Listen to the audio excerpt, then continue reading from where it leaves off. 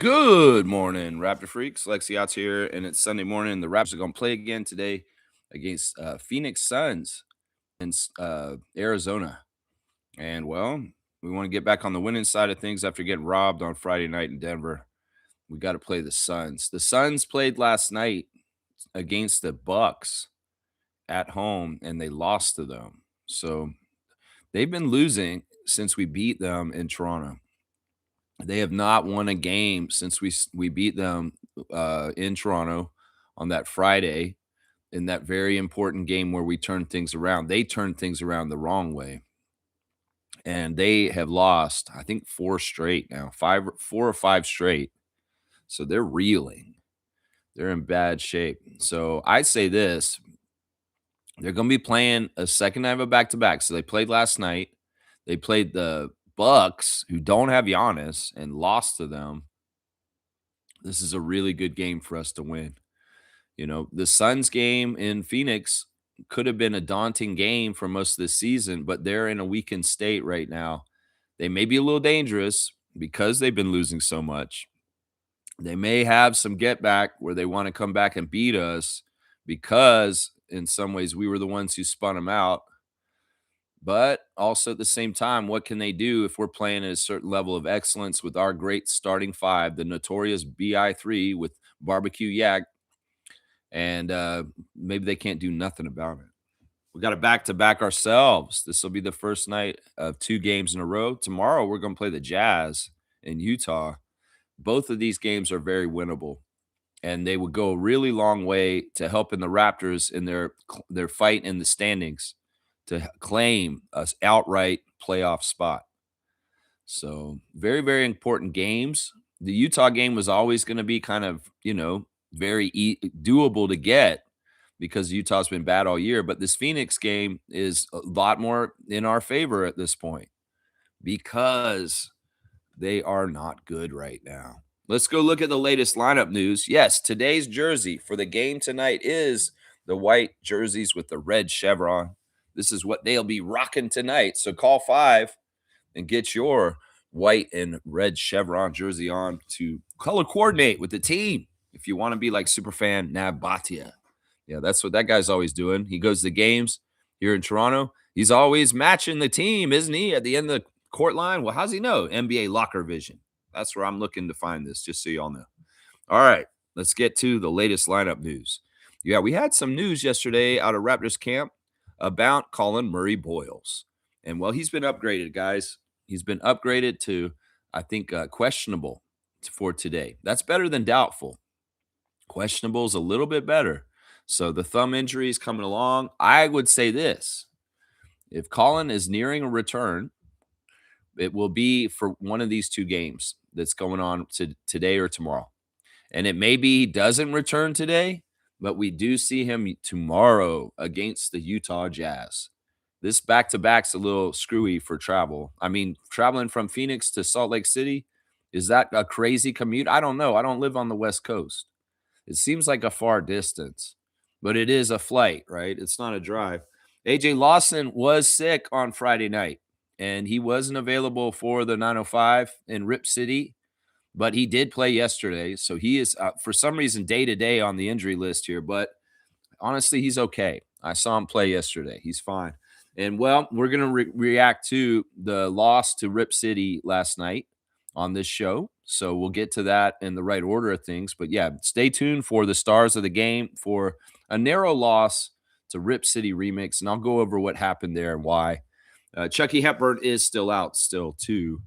So, yeah, the Raptors are going to be probably starting. Their starting 5 that's been so excellent of Emmanuel Quickley, Brandon Ingram, RJ Barrett, and Scotty Barnes, and Jakob Poeltl. So, yeah, let me see what the ESPN matchup predictor is saying right now for the game. They're saying 53% chance that the Raptors are going to win today. So we are favored by ESPN. That's a big problem for Phoenix, trust me, because they don't like favoring us. You must be in trouble. All right, let's go look at the Suns' injuries. They had a bunch of guys sit out yesterday against Milwaukee. And, well, let's go see who they were. Mark Williams is still out due to a stress reaction in his 3rd metatarsal of his left foot. Dylan Brooks is still out, but he has lost his cast on his surgically repaired left hand, but he's not cleared for contact work or getting back into the groove of things to come back yet. So no Dylan. In some ways, Dylan Brooks is winning. And when Dylan Brooks is present, his teams do well. When he is not available, they don't do well. And well, that's been the evidence from his path through Memphis and Houston and Phoenix now. And well, today, Dylan Brooks is definitely not available to play against his hometown team, Toronto Raptors. So yeah, Dylan is out. Haywood Highsmith is ruled out for yesterday's game due to a knee injury. I'm not totally sure if he's out for today, but he was out yesterday. Amir Coffey was out yesterday also due to an ankle injury. So we'll have to see if Amir Coffey's available. Probably not. Grayson Allen was out yesterday due to a knee injury. So he didn't play yesterday. He may be out today. I guess Grayson didn't want to play his former team, the Bucks. And Royce O'Neal was out yesterday due to a knee injury also.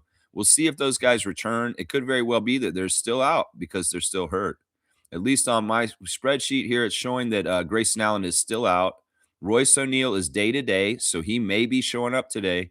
Haywood Highsmith is day-to-day. Amir Coffey is day-to-day. So they're saying Grayson Allen straight up out. O'Neal, Highsmith, Coffey, and are all day-to-day. So they could be showing up. Mark Williams is out for sure. So who's going to start for the Suns? We just saw them in Toronto, and we took care of them really well. In fact, it was a badass professional win that the Raptors really desperately needed that snowballed into a win over the Detroit Pistons next game. And well, Colin Gillespie starts at point guard. We saw him. He didn't score a single point in the game against us in Toronto. And well, we tied him up real nice. Devin Booker, of course, was huge. Him and Jalen Green scoring over 60 points of the Suns' points in that game. Of course, we got to look out for that dynamic duo of Devin Booker and Jalen Green. If Royce O'Neal's not starting, it could very well be the rookie, Rasheer Fleming, will get the nod to start the game for the Suns today at power forward. He was very impressive in the first game against us in Toronto, hitting threes and getting block shots. So we'll probably see more of the rookie today, Fleming. And Osho Iguodaro is the starting center for the Suns. The rest of their rotation fleshes out like this. Jordan Goodwin, the masked man, is off the bench as their sixth man. Kamen Maluak, the rookie out of Duke, is a backup center. We'll see if he plays more today than he did in Toronto. Ryan Dunn, the defensive specialist, second-year player, is on their thing. Jamari Bouye is also on the rotation. C.J. Huntley. And, yeah, they're really slim pickings right now. With all the injuries they have right now, they're digging into their Valley Suns two ways and end of the bench guys because there's a lot of people out for the Suns right now. As I said, they have been on a losing streak now since we saw them. They have lost 5 in a row, starting with the loss to us. Then they went to Boston and lost, went to Minnesota and lost, went to San Antonio and lost, and then came back home and lost to Milwaukee last night. So we do have the benefit of the Suns being on the second night of a back-to-back at home. They did not have to travel. So we'll just have to see. There's your latest lineup news. Yeah, it's looking pretty good. You know, ESPN thinks we're 53% to win. That's pretty good. All right, let's go look at the refs now. The Ref Report Undefeated, probably my signature segment on the show. The one that you won't get other places is this segment right here I'm about to do. In the replay center today, it's Jason Goldenberg, which is fantastic, and Pat O'Connell. That's actually really good replay center crew. We know Goldenberg is one of the best young refs in this league, and he has never, ever shown favor against the Raptors in a discriminate way that some of the refs do. So I like the replay center today because Scott Foster, he's in Sacramento today. He's not in New Jersey. Our crew chief today is going to be Curtis Blair, guys. Curtis Blair is a former basketball player, number 74 in his 18th season out of Roanoke, Virginia. His favorite TV show is Dexter. He likes the movie Grease. He listens to Casey and JoJo. He loves to eat some lamb curry. He most like to visit Brazil, and his hidden talent is tennis. We've had Curtis Blair exactly one game this year. One game this year, and we won it. So we're 1-0 for the season when Curtis Blair is present as one of the refs. Curtis Blair has 6 seasons of NBA G League experience and refereed the 2008 NBA G League Finals. He also officiated in several collegiate conferences, including the ACC, Atlantic 10, and Colonial Athletic Association. Yeah, Curtis Blair is a great ref with the Raptors historically. As I said, we won the only game he ref this year. He has the highest winning percentage out of the 3 refs that we have today, where we win 58% of our games in the history of Curtis in 18 years of refereeing with the Raptors. That's pretty good. The Suns are a 500 team, exactly 30 and 30, 30 wins, 30 losses in the history of Curtis Blair refereeing them. So the split is 58-50 for the Raptors with the crew chief, Curtis Blair. The second ref today is going to be Justin Van Dyne. Justin Van Dyne is one of those West Coast refs. He operates mostly on the West Coast. He's number 64 out of Arcadia, California, his 12th season. His favorite show is Entourage. He likes the Jason Bourne movies. He listens to Jimmy Allen. His favorite book is Moneyball, which is apparently the first book that Blake Murphy ever read, apparently. His favorite meal is sushi. He likes the app called the Chive. He'd most like to visit Ireland, and his bucket list is to visit every MLB stadium. The California native spent 9 years as a police officer in Ontario, California. He was also a middle school physical education teacher in California for 2 years. Yeah, Justin Van Dyne, we've had him the most this year. We've had him 3 times this year. And guess what, guys? All 3 games that Justin refereed that the Raptors had this year were wins for the Raptors. 3-0 with the middle ref today, Justin Van Dyne. Our record with him over his whole career, we win 56% of our games. So that's really good. And the Suns only win 45% of their games. So 56-45 for the Raptors with the former police officer Justin Van Dyne, the second ref today. Yeah, so far we're perfect with the refs today, and then actually our record for all 3 refs this game for the season so far is 5-0. Yeah, the third ref we've had once this year, and we won that game also. Michael Smith, number 38, the old head, 33rd season out of Memphis, Tennessee. Yeah, Michael Smith's a long-time ref. Favorite TV show is NCIS New Orleans. He loves the Denzel Washington movie Training Day. He listens to Charlie Wilson. His favorite book is The President is Missing. Yeah, he's missing his brain. Favorite meal is dinner. His favorite app is ESPN. He'd most like to visit the White House. Well, half of it's missing, Michael Smith. And his bucket list is skydiving. Other career highlights for Michael Smith include working the 1997 NBA Rising Stars competition. That's a while ago, y'all. And the 2000 NBA Mexico City game and 2003 NBA Paris game. Yeah, Michael Smith's a no-nonsense old school ref that I really respect, but he hasn't been totally kind to the Raptors in his career. But he has been reffing in the league as long as the Raptors have existed. So this man had reffed expansion Raptors in 95.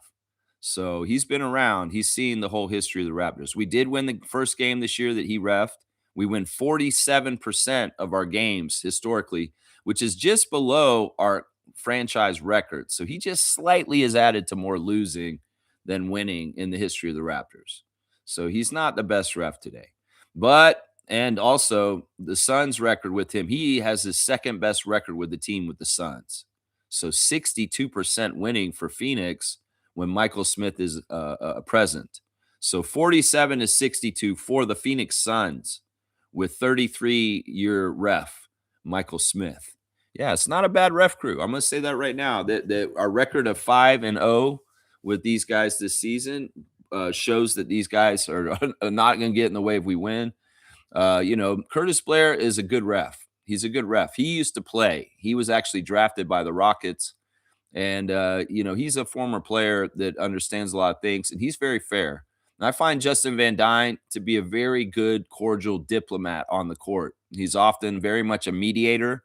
somebody who's taking care of testiness in a very, calm way. In some ways, he's probably using some of his training from being a police officer as an NBA referee for sure. So, yeah, salute to the refs. You guys are cool. You're not like these guys on Friday. And I'm going to say this right now, Raptors fans. You can watch me on preview days and get the down low on the ref crew. And well, I just told you, these guys are pretty good refs, and we shouldn't have a ref hit job anything like what happened on Friday in Denver, where James Williams absolutely directed his crew to help the Nuggets win by calling fouls for floppy ass Nikola Jokic. So yeah, I will see if I eat my words, but I don't see a ref hit job here. And I do see the ability for the Raptors to come into Phoenix and beat them on their home court. Of course, if we beat them today, we'll have swept the Phoenix Suns for the season series, beating them in both matchups for the year, seeing as we already beat them in Toronto, right? All right, let's go see what you guys are saying in the chat. Let's check in with you. Trevor J. with the words of wisdom, the commissioner of fun, Trevor J. residing in Fort Lauderdale, Florida. We love you, Trevor. What a huge Raptors fan. This man's jet setting across the United States to go and visit the Raptors at away games, not in Toronto, and represent the Raptor Freaks right stateside. So I appreciate and salute to you, Trevor J., for your amazing Raptor Freak status. That's right. All right, here's his words of wisdom. The pain you feel now cannot compare to the joy that is coming.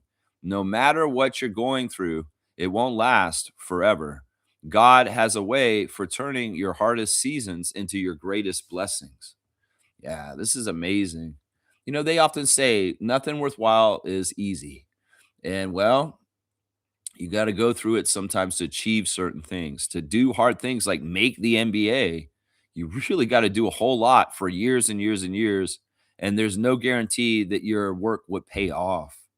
So it's really, really tough to get in the NBA. It's really, really tough. Guys that make the G League are a huge accomplishment in itself. Guys that get to sniff one game of NBA action, that is an accomplishment. That is a huge accomplishment. And I wish more casuals and nephews around NBA fan nations would understand the achievement of just sniffing the NBA. As far as like David Johnson got to play one game and now he's in Tasmania, he's a successful basketball player because there's only a very small percentage of people that ever get to play in the NBA. And it's a very special thing. So yeah, I would say this, man. I would say this, keep trying. Don't give up. If you're diligent and you do things right, you learn from your mistakes, you're going to get a breakthrough one day. Trust. Blessings to the Jones family and all the Raptor Freak families. All the glory to God. He's going to see you through. That's right. Trevor's saying this. Happy game day. Let's beat the Suns tonight. They lost last night, and the Magic and the Miami lost too. Yeah, the outcomes of the NBA games last night were pretty good in general for the Raptors in the standings race. We had a loss for Orlando due to a buzzer beater by Luka. And I guess it was Luke Kennard, I think. It was Luke Kennard who actually hit it. But the Lakers were in Orlando, and they beat the Magic. And this is a big, important game because the Magic, they fell out of their playoff spot, and Atlanta took it. And, the Lakers are getting a lot of help from the league right now because they're actually kind of decent, and they would love to see them have a real postseason run.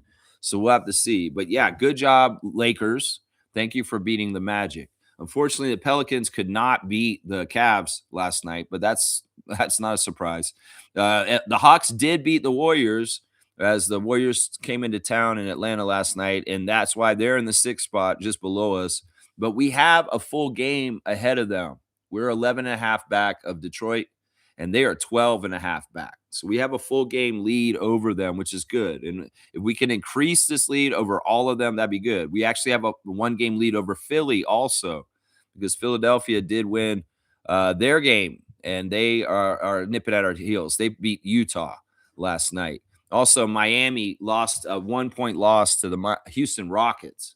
So the Rockets doing us a solid and taking out the Miami Heat, keeping them off our heels. That's fantastic too. So, and then once again, yeah, Milwaukee did go into Phoenix last night and beat the team we're facing today.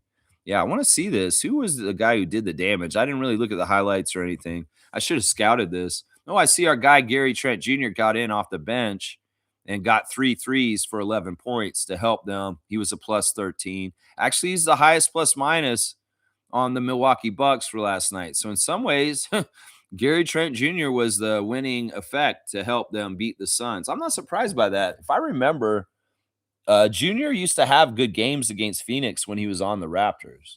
That Gary used to go off on them. Of course, Kyle Kuzma helped the effect with 20 points in 24 minutes, which is goofy. You can't ever depend on that. And then a big double-double by Ryan Rollins with 26 points on 10 and 19 shooting with 10 rebounds and 7 assists and 3 steals. Yeah, that's a monster game right there. He was the leader. But yeah, they only had 4 guys scoring double digits. So this is interesting. This is very interesting. It makes me think, man, the Suns are all messed up, man, because that's not a good Milwaukee team that beat them yesterday. Let's just put it that way. All right, let's keep going in the chat. Trevor's saying this: the Suns announcers last night at the end of the game said the Suns will be taking on a very talented Toronto Raptors team. Well, they know this because they just came and saw us 10 days ago in Toronto at Scotiabank Arena, and they got their ass kicked by the Raptors because we were up against the wall on whether we're going to be a punk ass loser team after New Orleans Pelicans. And we showed up and we smacked the crap out of them in Toronto and beat them in it was a tight game. We had to close it out professionally and smart to win the game against Devin Booker and Jalen Green in Toronto. So now we have a great opportunity to sweep the Phoenix Suns for the season. And that's what we want to do today. That's right. Jimmy Pope is in the house, the Pope of positivity. Good morning to you, Jimmy. I salute you. Thank you for joining me again today. Happy Miami and Orlando lost. We got to take advantage and get more distance from them in Atlanta. Yeah. Yeah, and I like the next 2 games. I like the game today. I feel really good about us beating Phoenix today. We don't wanna have a lackadaisical start to the game. We don't wanna take it lightly. We need to be coming to this game as professional and crazy as we have been since the first Phoenix game, because that energy has been really good for being competitive, and that's the energy that, got us through most of the Denver game just to barely lose at the end. So no taking lightly, no looking at them saying, oh, they lost their last 5 and they're going to be a pushover. No, we need to do all the things we do independent of worrying about what the other team is doing and show up and absolutely come in professionally and hit first and get a lead early and just run away with this game and just kick their butt. No mercy in some ways. It's like if they're bad and we're very good, don't start playing bad just to even it out. No, play as good as you can and route them. That's what I say right there. And if you route them right today, Raptors, you can rest your starters in the fourth quarter like you did in one of the games recently because it was so bad a route. That Chicago game, that would be good for tomorrow because you're going to play Utah Jazz.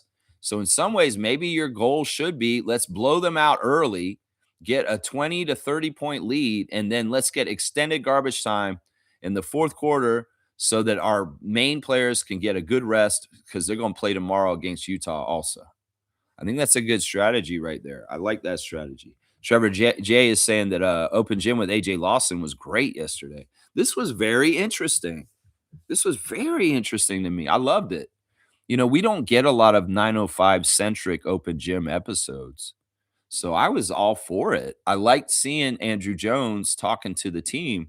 The behind the scenes footage of Andrew Jones's pep talk was like everything I thought he was saying as a coach behind the scenes. We got the veil lifted, the curtain was drawn to the side, and we got that backstage, back in the locker room view of what the kind of stuff that Andrew Jones is saying to his team. And man, he was going over, you guys remember Isaac Jones? He beat us in Summer League. He beat us in, this and this. He's going over all these different meetings when we had Isaac Jones play against us in the pregame fire up pep talk against Motor City Cruise on St. Patrick's Day. And man, what a great pep talk. And it made me want to run through a wall for Drew Jones because I just get in that open portal to see the behind the scenes and how he operates and how he communicates to the 905 team, you see exactly why they're so successful this year. You watch that open gym episode and see how great a coach Drew Jones is. I love this stuff with AJ. Sure, AJ's awesome. We get to see his dog. We get to see him talk about he's leaving the apartment. He said, "I got to go make the money for us, dog." It's funny, but I like Courtney Charles in that episode too. He's a very important executive for 905, and he says AJ Lawson's amazing because he just does what we ask him. He's been toiling and trying to get in the league so long for a few years now, but in some ways he's like, I'm going to play in the place that I am, in the spot I am, and I'm just going to keep striving and achieving, and hopefully I'll get my full NBA roster spot at some point. I mean, you're a two-way, man, and you play for the Raptors. Nobody can take that away from you. You got the jerseys. You've got the time. You've got the clips. You've been on TV with Matt Devlin calling your game, AJ Lawson. So you got that dream, my guy. And like I said earlier, just getting near the NBA in proximity is a huge accomplishment, Tyler Perry. That's right. Caleb Stone Carrawell. That's right. It's a huge accomplishment. And there's a lot of people that don't know how to play basketball, that aren't very good, that look down on G League players, but they're idiots because you are not even a smidgen close to what Quincy Guerrier is. So don't even talk about these 905 G League players around the G League and them being losers just because they didn't make the NBA. Because, just to get to that level in itself is a huge accomplishment. And I love that episode. I would welcome more episodes that are centric around the 905 stories in the future. I feel like y'all need to do a Quincy episode now. In fact, you should cover these Canadian guys. Tyrese Samuel, Quincy Guerrier, and, well, you did AJ Lawson yesterday. But, yeah, the big takeaway from that open gym episode for me was Drew Jones. Drew Jones. Oh, my gosh, man. And I love that unfiltered, unedited content behind the scenes. Open gym, always a salute to open gym, winning all the time. The best coverage of the Raptors ever is open gym. And Sportsnet, your stupid ass Raptors of Light series needs to just be forgotten and thrown in the garbage. That's what I say right there. Yeah. Uji Bougie is here. Good morning, Uji Bougie. Good to see you, my guy. Thank you for the subscription. We got to hit the boards and drive 2 times as much as we did in the fourth against Denver. We got jumper happy when the paint is our meal ticket. Yeah, I like this. I think this is a very smart strategy, especially with the suspect bigs for the Suns. In some ways you could say they didn't play Valanciunas, but, with Jokic out there, he's a big clogger in the paint. He kind of makes it harder out there. And maybe that was part of the downfall of the Raptors on Friday night, that they got lazy and settled for outside too much.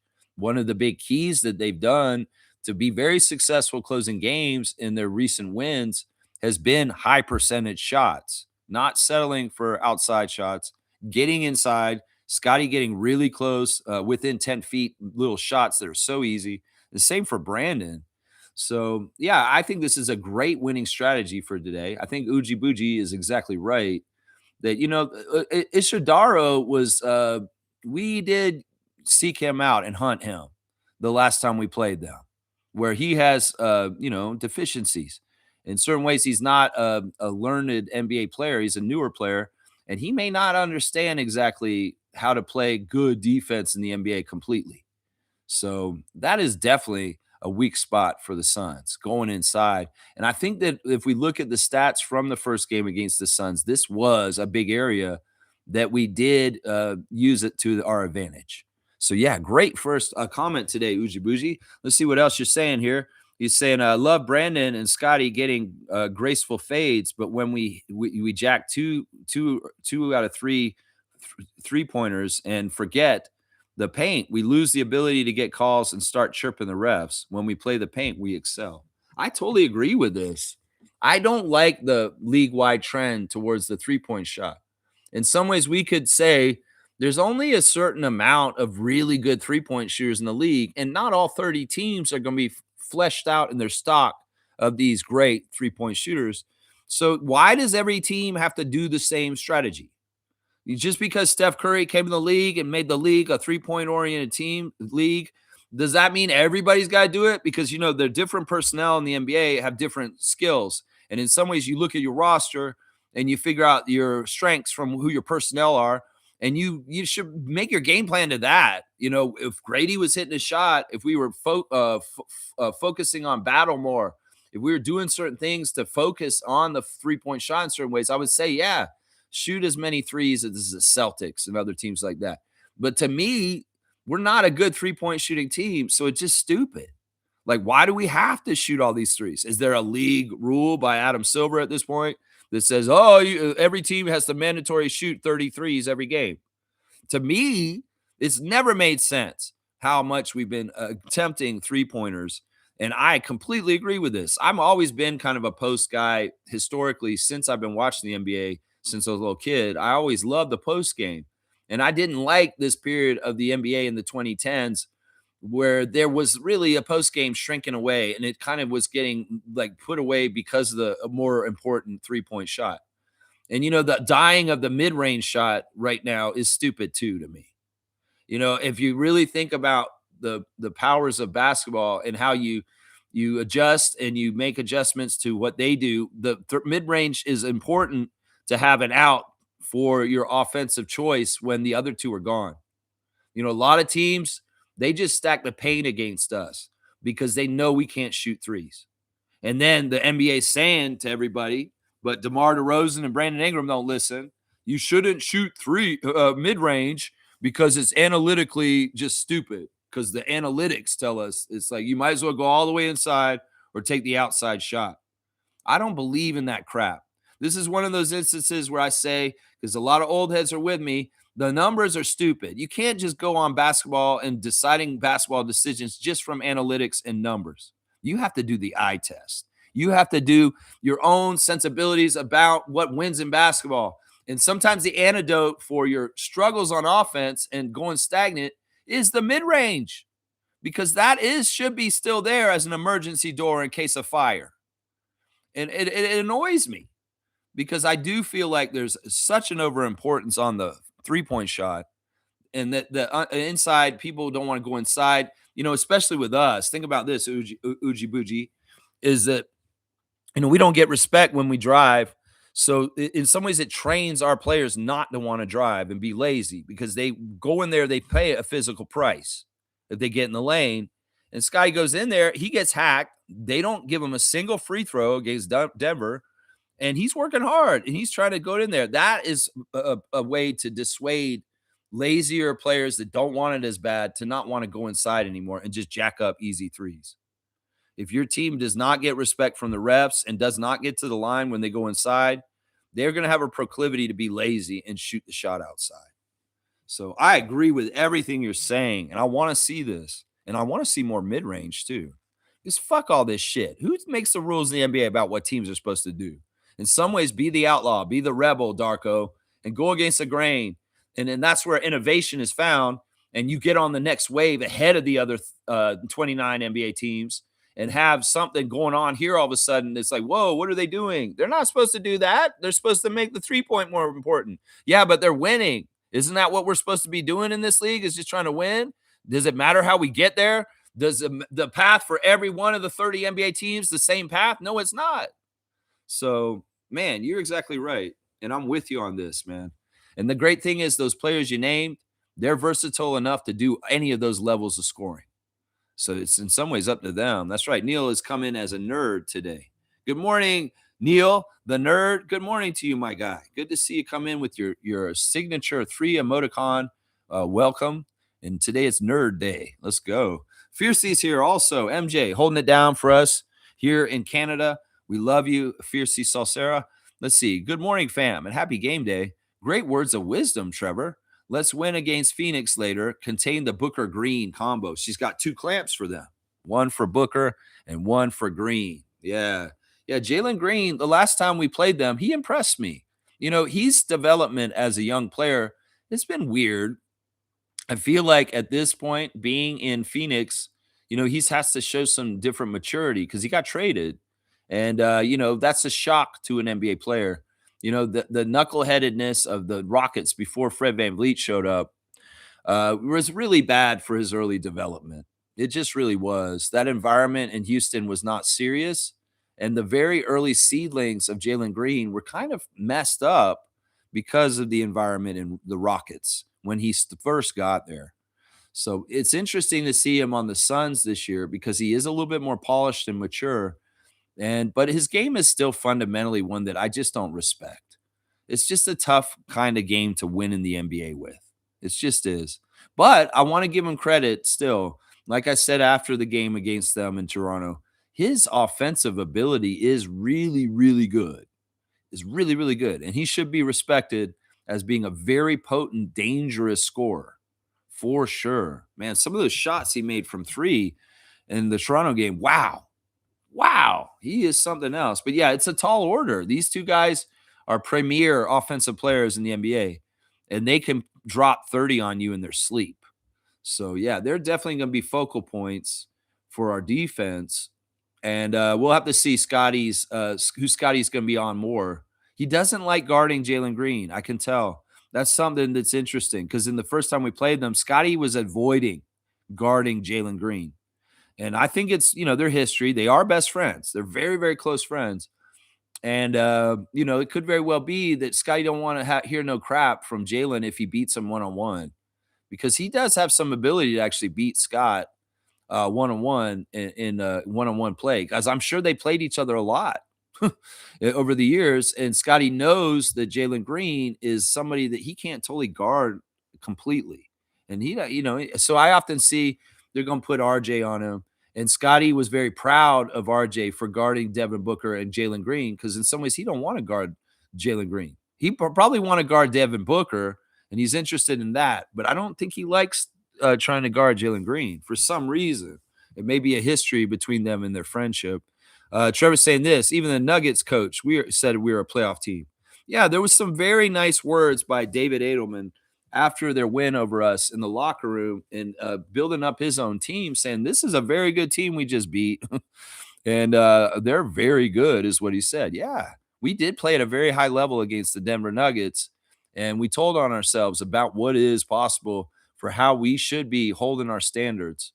And we've really been doing this since the first Phoenix game. Every game since that game, we've approached these games very professionally and played at a high level and connected and communicating with each other. So, yeah, we're hitting our stride of playing at a very high level of basketball on the stretch run at the end of the season, which is fantastic. Yeah, and even when we played the Bulls in Chicago, even though they're a lesser opponent that's easier, we didn't slouch. We routed them by 30. So, these things are important right now. We need to hold the standard of excellence and worry about how we play, not necessarily how the other team plays. Let's see. Fiercey saying that Fiercey Jr. said she will do everything in her power to get the bronze medal today. It will be her final keepsake as she's graduating from high school. Wow, this is bittersweet and fun. And, I know that she's disappointed because she's not in the finals trying to play for the big enchilada. But you know what? She's got a trophy case already, right? And she can add something to it today still and leave on a high note from her high school career. This is fantastic. I love this mother-daughter bond over basketball between Fiercey and Fiercey Jr. And man, it's just beautiful to me. I love that you share this passion together because this kind of stuff matters. When you have common interests with your family, with your parents, with your child, it's just awesome. And this basketball really is a tie that binds for Fiercey and her daughter. It's such a beautiful thing. You get me teary eyed here. Seriously, this is a beautiful thing to me. Yeah, Fiercey saying the league knows we're a problem. That's why refs are instructed to help our opponents. But we will get to a point the 8 versus 5 won't phase us. We will still win. Well, this is the thing. Like this is common for NBA and to do this to the Raptors from the start. In fact, back in the day, it could have been worse at times. Although we were a joke and we weren't trying to win, we weren't winning because we weren't that good. We couldn't. We didn't have the talent to get up there. Then we got talent that was pretty good. And, the NBA, in some ways, that we got Vince Carter got robbed, taken away from us. And, there's been, when we've gotten good, they've wanted to push us back down and say, no, you shouldn't be this good. You need to be down at the bottom of the standings, and they will ref hit job us. And this has been something that has pretty much started from the beginning of Ujiri's reign through the We the North period of the 2010s. A lot of the Lebronto stuff is this.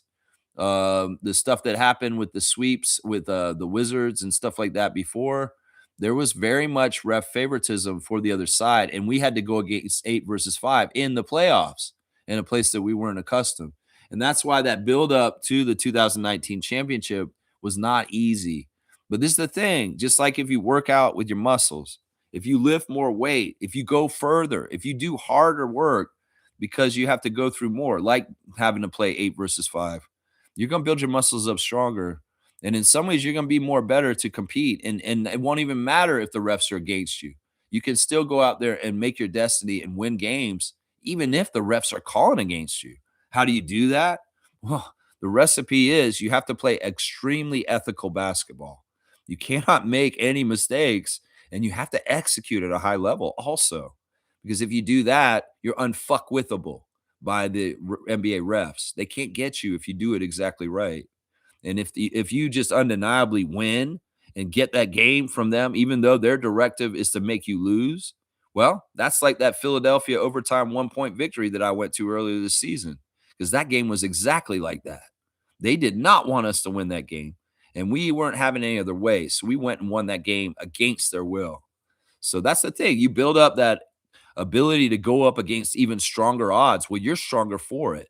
And that's why I tell people all the time, don't disrespect the Raptors championship, because you could ask any member of that championship team that they all had to go above and beyond a little bit extra just because they played for Canada's team. And a lot of the referees are not going to give you favor. And 8 versus 5 is more common against our team than it is the Knicks or the Celtics. That's for sure. That's right. Kaz is here. Good morning, Lex and Raptor Free Crew. Good morning to you, Trucker Kaz. Good to see you, man. Uji Bougie saying Ingram's fades are 100% his most effective shot. Mid-range is effective if used as a weapon. And yes, the lack of calls leads to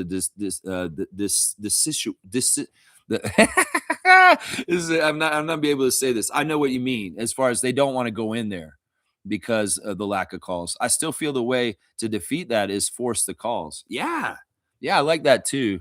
Now, William Liu is advocating for something stupid right now from the Talking Raptors or whatever. Hello and welcome. Hello and welcome. That's right. That's who he is.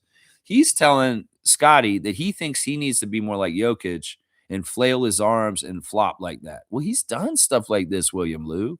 He's overreacted to contact, and in some ways, it's infuriated the refs.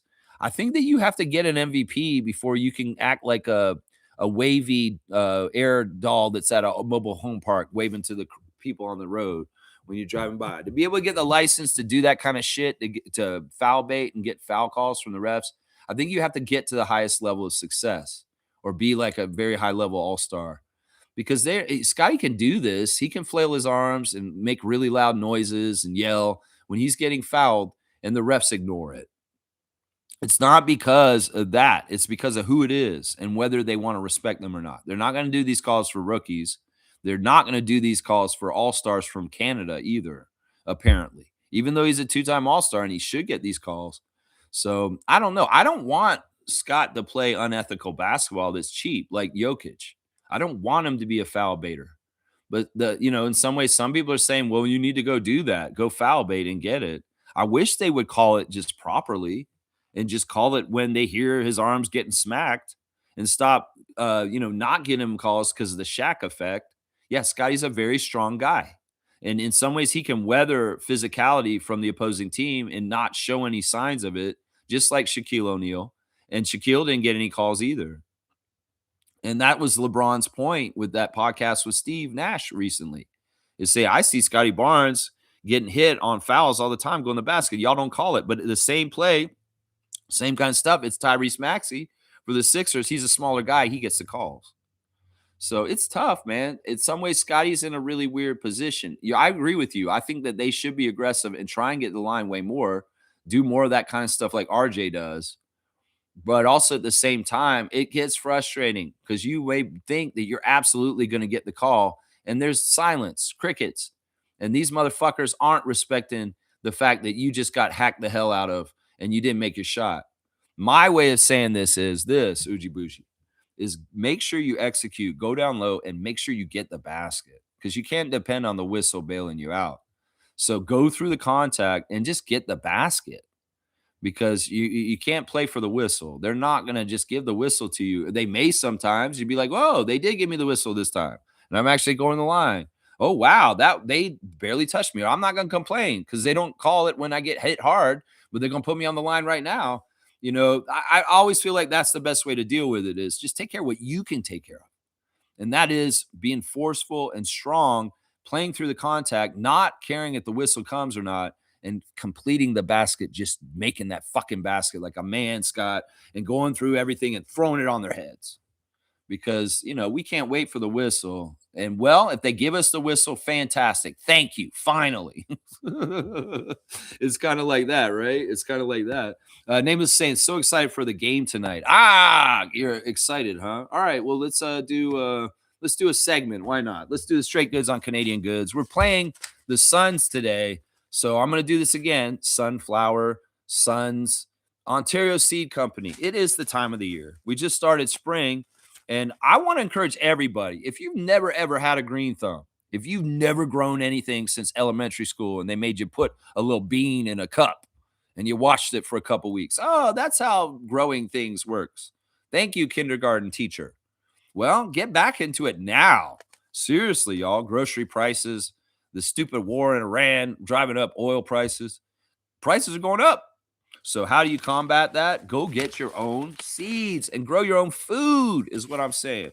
And, you don't have to have a yard to do this. Trust me. Oh, former commissioner of trivia, David Saborin, he had his apartment up in the 20th floor in a condo high rise in Toronto, and he had a plethora of food and things growing on his balcony.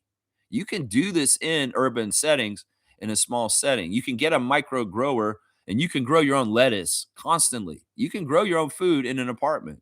It's just you got to be very creative and you maximize your sun and maybe get a grow light and stuff like that. But yeah, I got sunflower seeds. I'm going to be growing these this year for the first time. I've never grown sunflowers. And I've already decided with the help of my friend Angela that I'm going to plant these sunflower seeds behind my new bird feeder stump in the middle of the yard. So these will naturally feed the birds with the seeds, and also I'll pick some and eat myself. But I like the look of them, and we're gonna have a bunch of sunflowers in the middle of my yard, hopefully, that are nice and tall and feeding me and the birds and the animals in the yard. See, I don't care if they eat some of the seeds. It's intentionally for that. People get all upset. Oh, the animals are eating my food and stuff like that. Well, abundance means everybody gets to eat, and that includes the pests and the animals. In some ways, I don't care. I'm gonna get mine too. I got some radishes. I'm not really a radish guy, but I'm gonna definitely grow some radishes this year. That's the logo, Ontario Seed Company. They're out of Waterloo, and they've been selling seeds to Canadians as a Canadian company for over 130 years. So yeah, there's my carrots. I'm gonna be doing carrots this year. I learned some lessons about growing carrots last year. I could have done better. I've never grown pumpkins. I'm gonna start pumpkins this year. And also, this is one of my favorites. I'm going to be getting these peas going this year because when I was a little kid, I loved these. And actually, you can plant these right now, even with the snow out there and still maybe a frost date. The peas need a little bit of hardening with the cold weather, and they are very hardy to start right now. Like I could go put these in the ground probably today, and they would be fine, and they wouldn't be in trouble for later. So yeah, get your Ontario Seed Company seeds and get to it. Sunflowers, and get your own food. It'll help you save money. Trust me. It'll help you save money. Nameless is saying, let's fucking go, Raptors. Let's fucking go. Woo! The Italian plumber is off today. And I love you, man. And I hope that you have just a great Sunday morning and we get this win today against the Suns. That's right. I believe the game today is at 6 p.m. Eastern time, at 3 p.m. Local time for Phoenix. So, yeah, it's a little bit earlier in the evening, which is great. It's better than it being at 10 p.m. later tonight and the regular time for them at 7 p.m. So, yeah, afternoon game.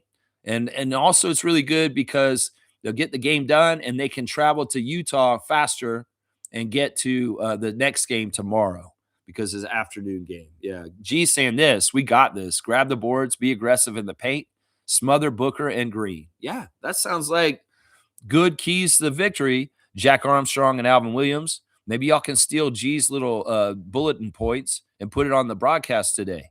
You see it this in the beginning of the show. It'll say grab rebounds, be aggressive in the paint, and smother Booker and Green. And they'll have those as the three objectives on the broadcast. And we'll all say, yeah, G wrote that. Because it's true. These are good ones. The rebounding battle is always important for the Raptors.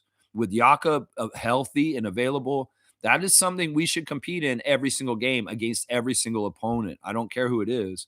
With Yak in there, we have a good fight to get the rebounding win as far as getting more rebounds to the other team. And then, the stuff about going the paint, which Uji Buji has been really going on about so far this morning, is I totally agree. I totally agree. There's a size advantage for the Raptors over the Suns on the down low. And this is something we can take advantage of. I completely agree. Yeah, and of course, let's get some of our high-level defenders. We want to throw some Shed and Walter at those guards just to confound them and bug them and double them and maybe even make them cough up the ball around the half-court line a couple times, because that's a signature move for the Raptors defense right now. The really, really hectic, hurried agitation at the half-court line where there may be a mistake made by a Suns ball handler. So, yeah, I'm all about that. Uji Buji saying, I've loved Jacoby's overall aggression, pinpoint speed-wise on defensive end, and picking good shots and back-cut drive opportunities. This is a really, really good summary of Jacoby Walter's game right now.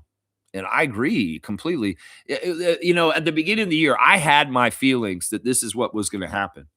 We had an open team to go get the brass ring, a whole bunch of different guys.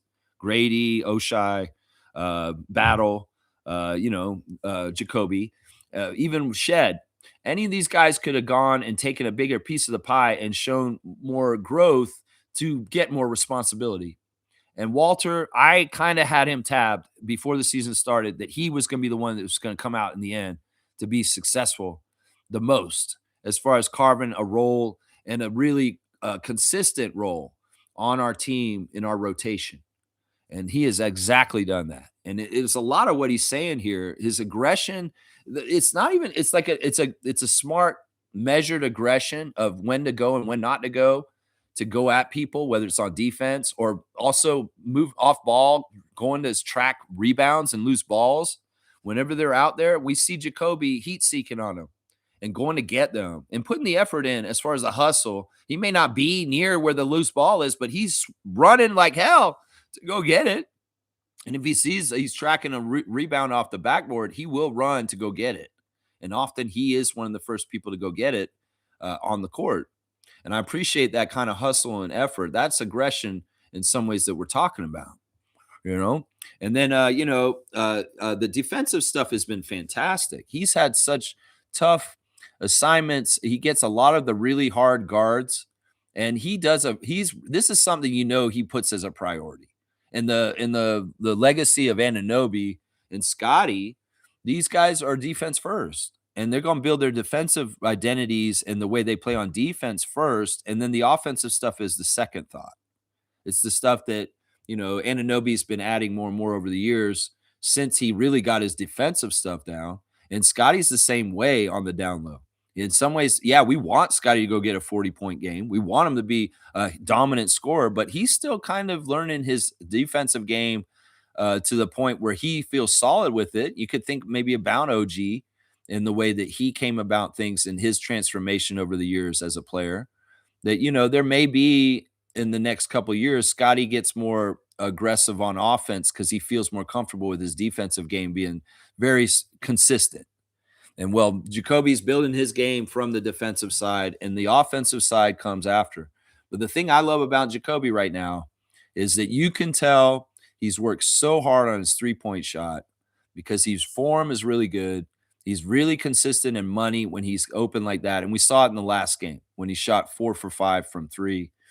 And, in some ways, he's the confident three-point shooter that we wanted Grady to be this year in some ways. And that sucks for Grady, because in some ways I want Grady to be successful too.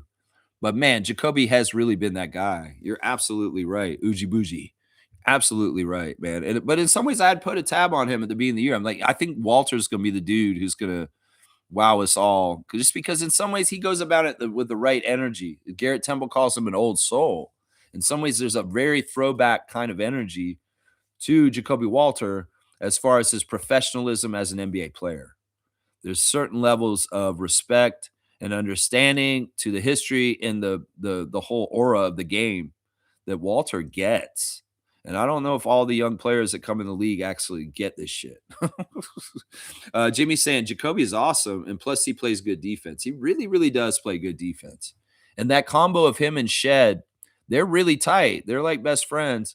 And that communication on the court shows when they work off each other, especially with their traps and switching on defense.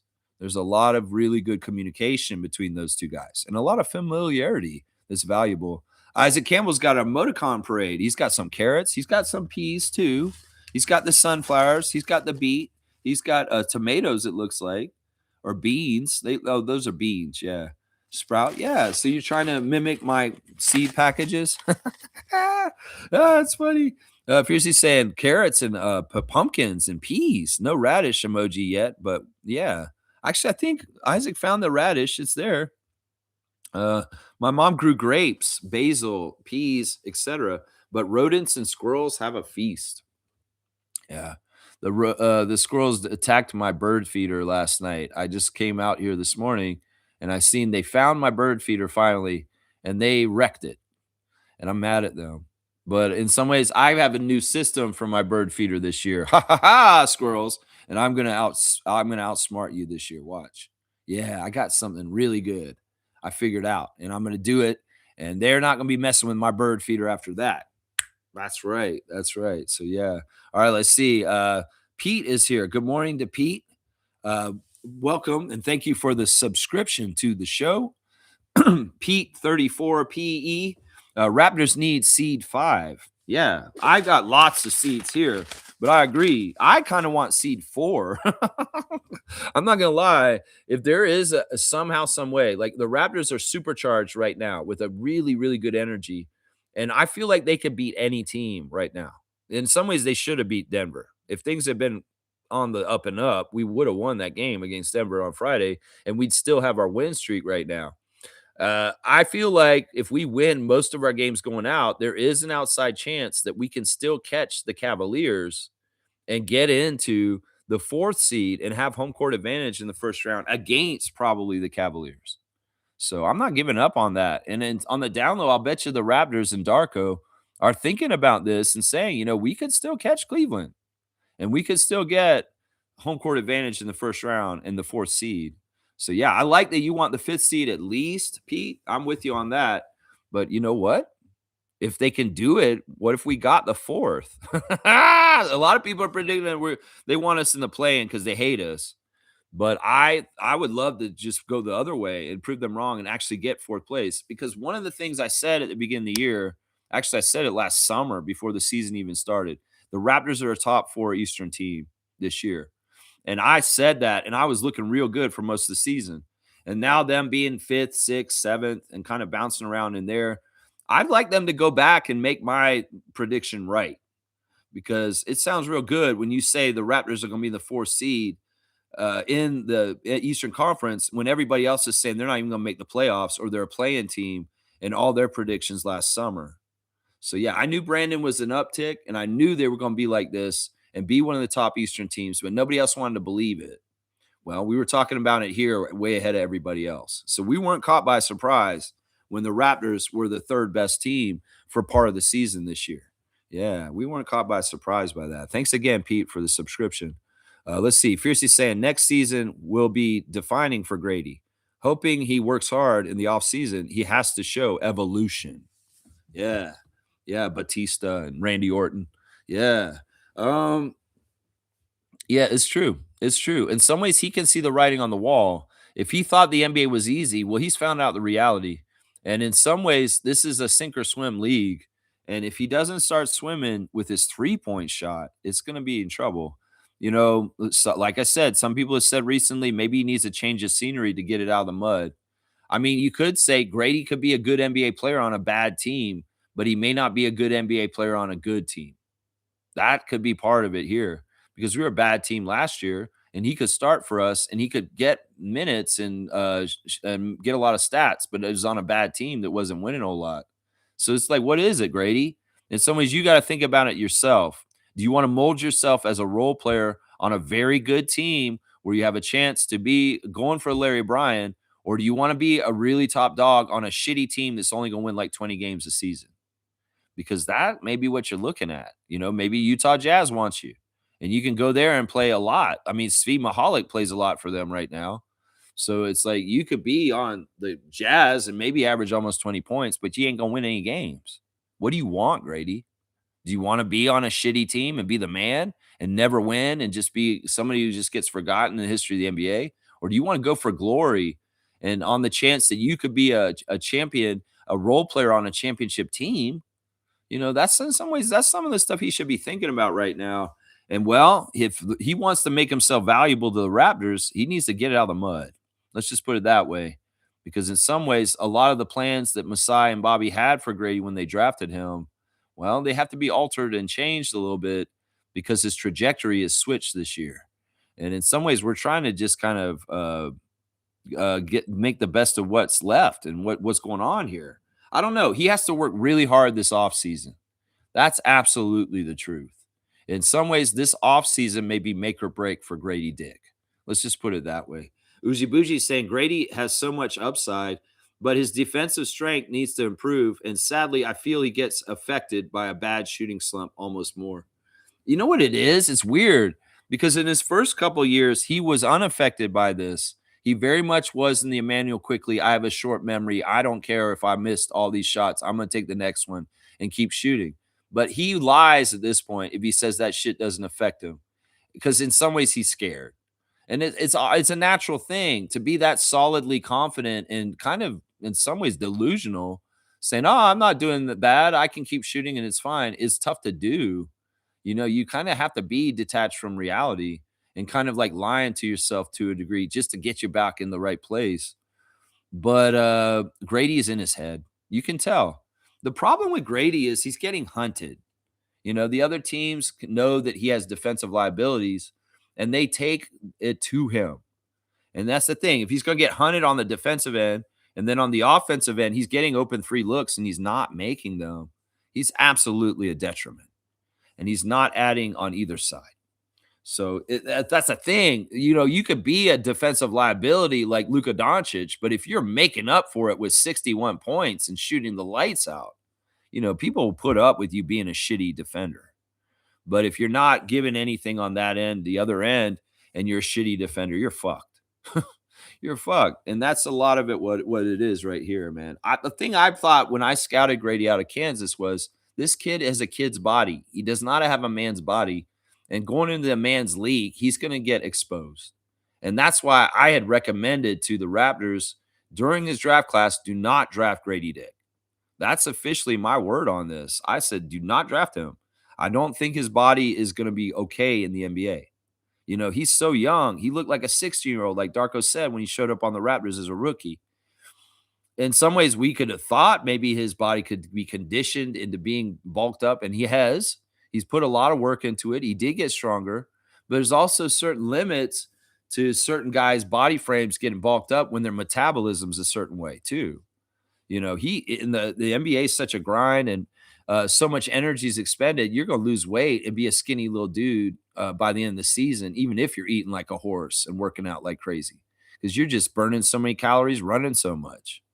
So yeah, it's a tough thing, man. In some ways, I feel stronger and stronger about my instinct to scout stuff and figure things out, even though I felt like I was wrong when they did draft Grady. But in some ways, the things that I said about Grady when I scouted him have actually came true. So I should have more confidence in my observations, is what I think. That's the lesson for me. Jimmy's saying this. I still feel if things go well for us, we could still snag that 4. But it would be tough and would require Cavs losing some important games. Yes. Jimmy, the Pope of Positivity, is thinking positive like me. I mean, technically, we're 4 games behind them right now. And that is a little bit tough. That's like 4 of our wins and 4 losses for them to kind of get there. I mean, it's within the realm of possibility. Is it likely? It may not be. But I think that everybody be really happy if we hold the fifth, just like Pete said, and we get the Cavs in the first round, and we swept them this year. We're a good matchup against them. They don't match up well against us for them. We match up well against them. So we could very well play them, and they have home court advantage and beat their ass and kick them out in the first round and go to the second round. I could see that. In some ways, it is important to hold the fifth, like Pete's saying, because if you fall to the sixth, you're looking at the Knicks in the first round. And we have not handled the Knicks well at all this year with a 0-4 record against them. So, in some ways, positioning for the opening round of the playoffs is smart to stay in the fifth spot, if not the fourth spot. And getting towards the sixth or into the play-in is not what we want. That is not what we want, DR DeRozan. No, we don't want no play-in. That's right. We do not want no play-in. That's right. Let's see. Nameless is saying, got to use cages and chicken wire to protect those crops. Yeah, one of the things I do is I got them in a raised bed and it's up high enough. And a lot of stuff isn't like messing with them when it's up high. A lot of my important crops. I do have a classic garden that has a fence around it that I plant in also that keeps a lot of pests out. But I also have this philosophy that, gardening in your yard shouldn't be perfect. If you have a perfect monoculture lawn with every blade of grass perfectly the same height, you need help, is what I'm going to say.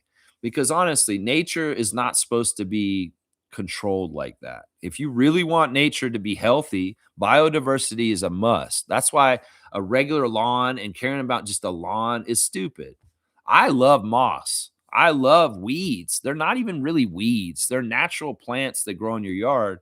And if you allow weeds or just plants that come up naturally, like dandelions and all kinds of different stuff, you'd be shocked if you studied foraging just how valuable some of the stuff that just naturally pops up in your yard is. There's a lot of indigenous science and using herbs and weeds to help yourself for all kinds of maladies and different things. If you learn the science of it, you can actually have your own drugstore in your own yard. So my philosophy is let it go. Do what it is. I'm not trying to control everything out there. And if certain plants want to grow up, I don't look at it as invasive. People come to this country and they add to the culture. These plants, even if they weren't here before, time changes and things come and go. And maybe there is something that's supposed to be here right now. And also the whole idea of like, oh no, pests are eating my stuff or doing this. As long as they leave me a share, we can share it, is how I look at it.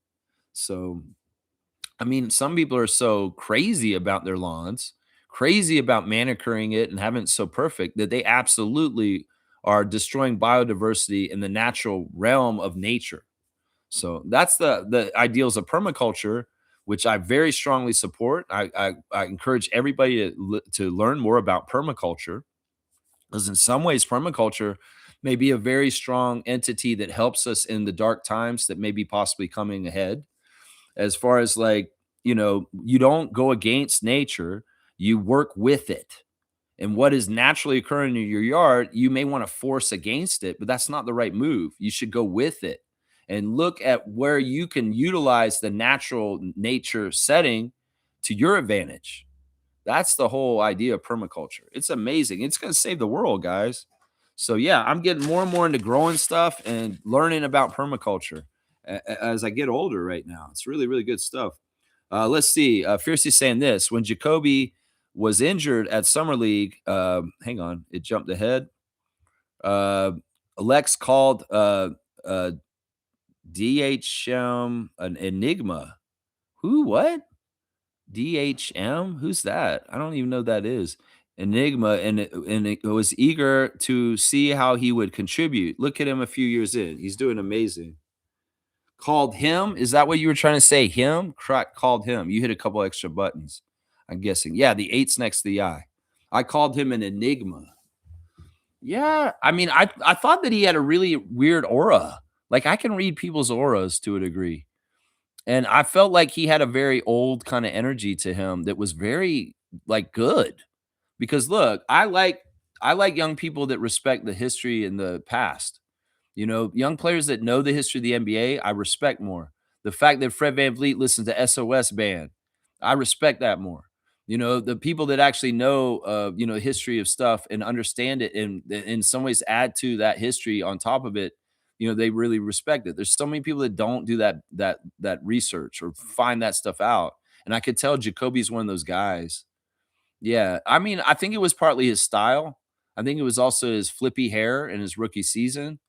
I think it was also, like, how poised he was and how confident he was. He does get derive a lot of his confidence in the same way that Quickly does, and that is from the Lord above, that the Lord is looking out for those 2 dudes. They're looking out for a lot of the Raptors, but they really know it. Those 2 guys, Jacoby and Emmanuel, they really know it because they live it that way every day, man. I'm telling you, they do. Let's keep going. Nameless is saying we'd still be top 5 if RJ and Yak didn't get injured and temporarily derail things. I think this could be speculated. I mean, we are top 5.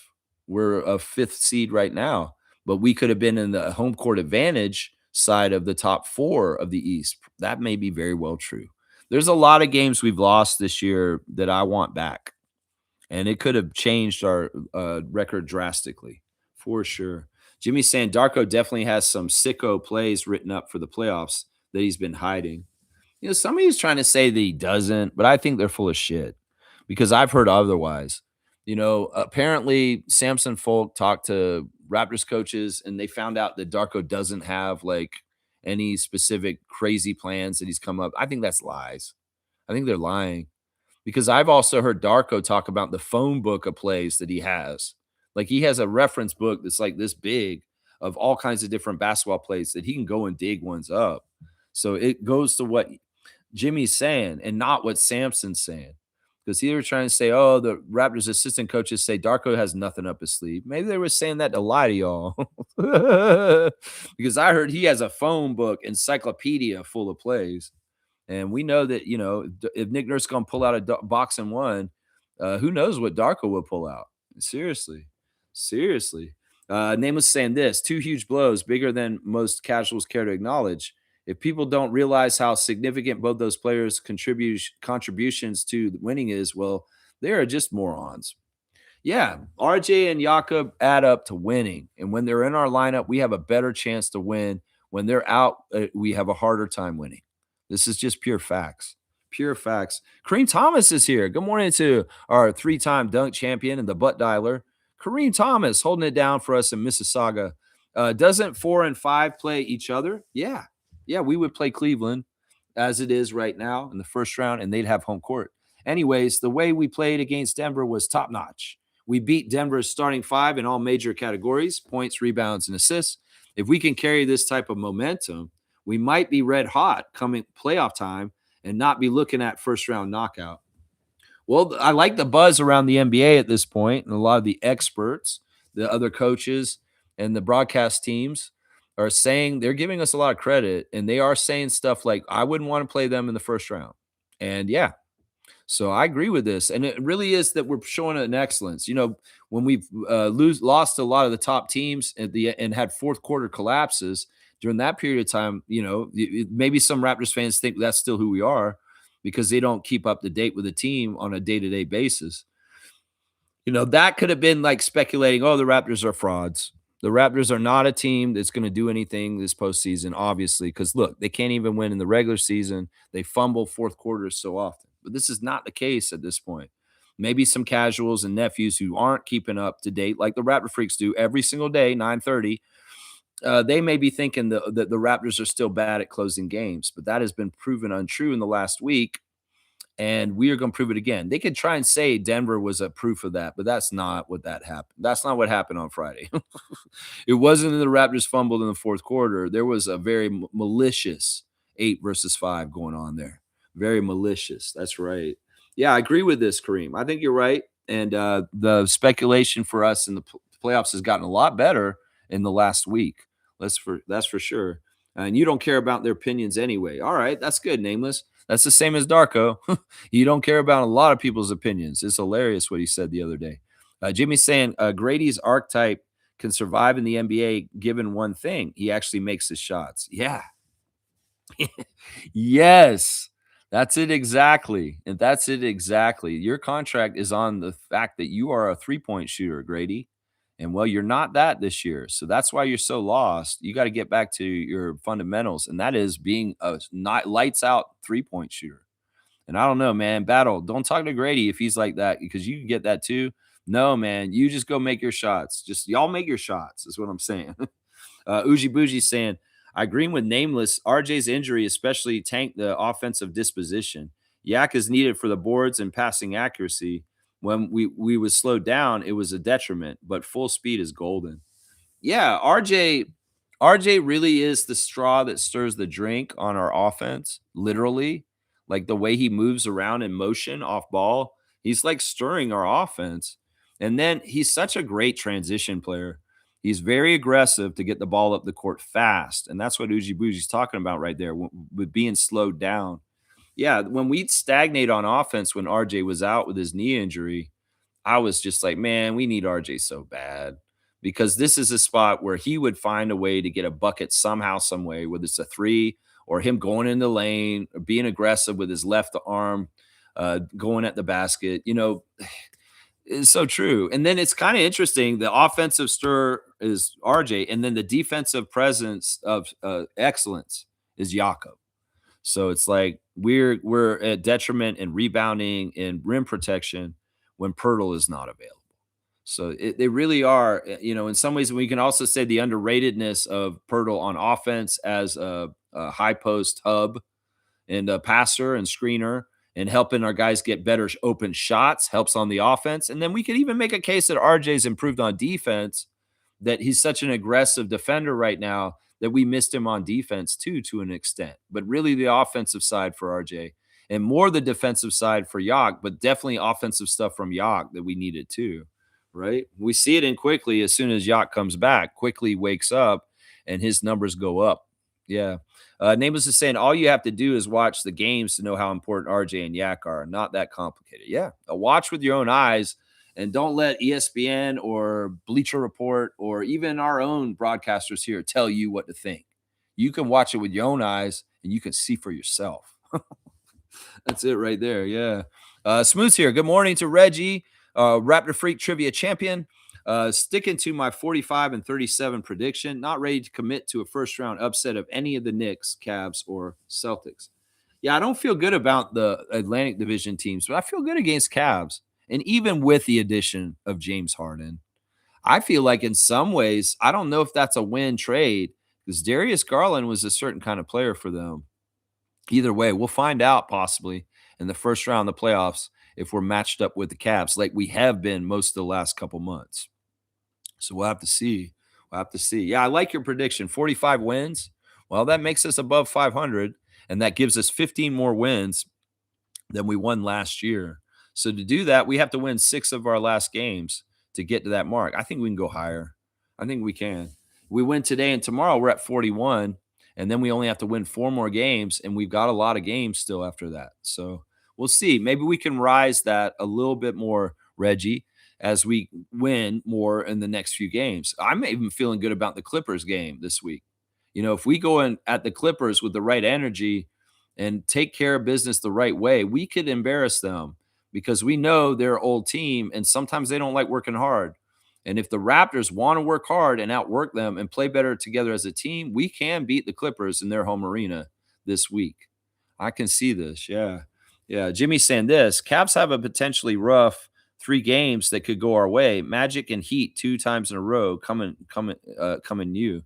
The thing, once again, I'll say, the game next Sunday against the Magic is here in Toronto, and that game is going to be huge and important. I'm going to that game. I've decided I'm going to go there and have my factor in it because I had a huge help with the Pistons game last Sunday, and I want to do this because this game against Orlando in Toronto next Sunday is going to be hugely important. Hugely important. And then the 2 games against Miami that are here also. That's the thing. All 3 of these Florida games are here in Canada against Miami and Orlando. And hopefully our home court advantage will come in very handy at this point late in the season and winning all 3 of these games against the Heat and the Magic. So, yeah, this is going to be interesting to see what happens, man. To see what happens. Yeah. Nameless is saying if the Raptors bounce Cleveland in the first round, I call the season a success. I already say this season's a success. Seriously, I would have said, as long as we improve from last year, and boy, did we, this is success. Even if these guys get their first taste of the playoffs and it's rough and tough and they get hit hard and they're like, wow, we weren't expecting this. This is a little bit tougher than we thought. That's often common for a young core that gets in the playoffs for the first time to get a shock. And that's why if they do get a first round exit, I'm not going to be mad at them because their age pyramid is very young. And in some ways, I will have to see. I mean, it could go either way. We do have RJ, Emmanuel, and Brandon and Jakob who have some NBA playoff experience. Scotty a little bit too. But for the most part, our team is very not experienced in the playoffs. So we have to account for that. We have to account for that and tempering our expectations. The record in the first place is success. Getting the playoffs is a success in itself. What we do in the playoffs after that, well, we can raise the bar, just like I just told Reggie. 45 wins. Well, what if we can get more? That's what I'm saying. What if we can get more? Yeah. Smooth saying all those teams are deeper than the Raptors. Their bench guys are excellent. Well, maybe that's true to an extent, but I'm still holding out that maybe Grady will figure it out and get on fire for just right at the end of the season. There is some runway, maybe battle. I don't know. Maybe we forget about Grady and we just start really trying to rev up battle and get him to be a really dead eye pinpoint marksman. I don't know. There's still that open roster spot we have, which they're not in a hurry to fill. It's obvious. So there's still a little bit of a makeup to our bench that could be kind of fudged a little bit before the end of the season. Like, if we got Cole Anthony still, that could help bolster things to make it a little bit better, right? Right. Let's see. Jimmy's saying this. It's crazy to think we could have a 50-win season. We would have to get hot, but man, wouldn't that be something? Um, I remember early on, Brandon said we could be a 50-win team. Let's make it happen. And that may be true if RJ and Yak didn't miss such time in the middle of the season. That may be true right there. Yeah, I mean that's what I'm saying. You're lower and higher expectations, kind of in the day-to-day basis, depending on what's going on. And expectations for this season have been exceeded. If you ask me, if you're a Raptors fan who just said championship or bust, you're crazy and you're never going to be satisfied. You are crazy. Yeah, let's see. Reggie's saying, plus there's more pressure on them. Toronto playing with house money. Yeah, they're at points where they need to do something or they may get busted up, some of these teams. Yeah. Yeah, and we're not like that. We're not at that same stage. I mean, that can be true. And that could be more a feet to their fire and giving them more motivation to be successful. But hey, if you sometimes that stress can work against you in a team that has nothing to lose, it can be more dangerous, like the Raptors. Let's just put it that way. Yeah, Reggie's saying the Raptors won't drop to 7 and play the Pistons. They will stay in the 5 or 6 spot, in my opinion. I hope so. And I'd like them to stay in the 5th. Name is saying, I miss Jacoby's hair. It was like an extension of his body. I'm glad he cut it. I never liked Gary and him having that hairstyle because y'all are shooters. And if your hair's flopping into your face, you can't see the rim, right? And I mean, it's a cool style. In some ways, Jacoby used to wear it up high where it flopped lower, like here, not onto his eyes. But when he wasn't on the court, he let it flop onto his eyes. I like that he did this, though, because in some ways, the pictures of him in his career, you can tell rookie Jacoby very easily because of the hairstyle. In some ways, there's ways to notice Scotty rookie too. Like things like he hadn't fixed his teeth yet, and there was different things about Scotty's body in his rookie year that are not the case at this point. So having the ability to say that's rookie Jacoby because there's his floppy hair. That's kind of fun to me. Smooth saying teams always hide plays for the playoffs. Yeah, yeah. Let's see. Nameless is saying, brother, I reckon Darker got a whole gang of schemes from the old country, 100%. Well, he does look at everything all around the world when it comes to basketball, not even just basketball. He is checking soccer stuff. He's checking football. He's checking baseball. He's checking sports and coaching and things and strategies in general. And he's looking for innovation and inspiration in all kinds of spots. That's kind of his off season. He talked about it a couple years ago. that he doesn't take an off season. He does spend more time with his family and gets a little bit of rest time, just chilling, but he can't. He's basically always reading stuff or going over tape. He's also watching a lot of footage of basketball around the world. Like he'll catch up probably on mod of the 905 games or something, or games that are happening in Serbia that he want to watch, or like different leagues around the world. And he's just watching basketball and learning and getting more inspiration just all over the place all the time. Seriously, during the season, he's tunnel vision on the Raptors and what's next, the next thing. But in the off season, he goes back and he looks for everything he wanted to go watch that happened while he was coaching the Raptors. Yeah, he does do that. He said that. Let's see. Smooth saying this. Those teams are going to be a very motivated bunch. All right, Reggie, I'm going to allow you to do this, but I feel like you're being pessimistic. In some ways, it's not necessary. We will have to see how it all works out. None of those clubs will overlook Toronto. If Scotty Barnes turns into Superman, it could happen. Yeah. I'm not going to keep talking up them. I understand we should respect these teams. But once again, this is Raptor Freak Stream. We're speaking into existence good things for the Raptors. And I like what you're saying about Scotty being a Superman and making that happen. Who knows? We'll have to see what happens. In some ways, we can speculate and predict, but we until we watch it and then we'll react to it. That's the way I look at it on this channel. G saying Grady is 22 and was a one and done college player. He should have probably stayed a few more years, but I think the team still sees him as an investment. I think it's annoying that he didn't stay for more years. I mean, he's kind of dumb. Like he should have known this, like him and his dad. His dad is an NIL lawyer or like representative for college players. Why the fuck wouldn't they read the room and say, Grady, let's define your body a little bit better in Kansas and let's play full 4 years and you're going to get the money anyway, Grady, because in some ways you're a better marketable star in Kansas playing for the Kansas Jayhawks for 4 years and getting a full 4 years of college. But no, he made that decision impulsively, I believe, and in some ways in his own ego. And it wasn't the best decision for him. In some ways, if he could have done it another way, he should have stayed in school for 4 years, got that money in the NIL that's here now, because he probably make the same amount that he's making in the NBA staying in Kansas. And he loved Kansas. And I'm sure the Kansas people would have been like, yeah, Grady, you should have stayed. Your body probably needed it. And just another 4 years of seasoning. Look at Jamal Shed. He came in after you, and he's more ready for the NBA than you are because he played 4 years with Kelvin Sampson at Houston. So I think that was a huge mistake. And in fact, I don't follow Stunted Growth anymore on YouTube because he pissed me off. But, he will probably do a Stunted Growth on Grady Dick that will probably have number one stunt. He came out of school too early. He shouldn't have been a one and done. He should have took that NIL money. It's silly that he didn't, because considering what his dad does and not having the foresight to say, whoa, Grady, the money is going to be so good here. And his dad's a master at getting advertisements and money from sponsorships. To me, it doesn't make no sense. It's a knuckleheaded move. And I said it even then, like back then, I was like, Grady, I think you came out too early, man. And the NIL money is going to make more guys not make the mistake that Grady did. It's just ironic that he made it, considering what his dad does. It's kind of dumb, man. Names is saying if they had held on to Malachi for 8 freaking seasons, I'd say Grady is just fine for the time being. The Malachi test is he here? Is he better? Or was he here longer? The parameters of the test. Okay, so you're saying that he's on a Malachi test?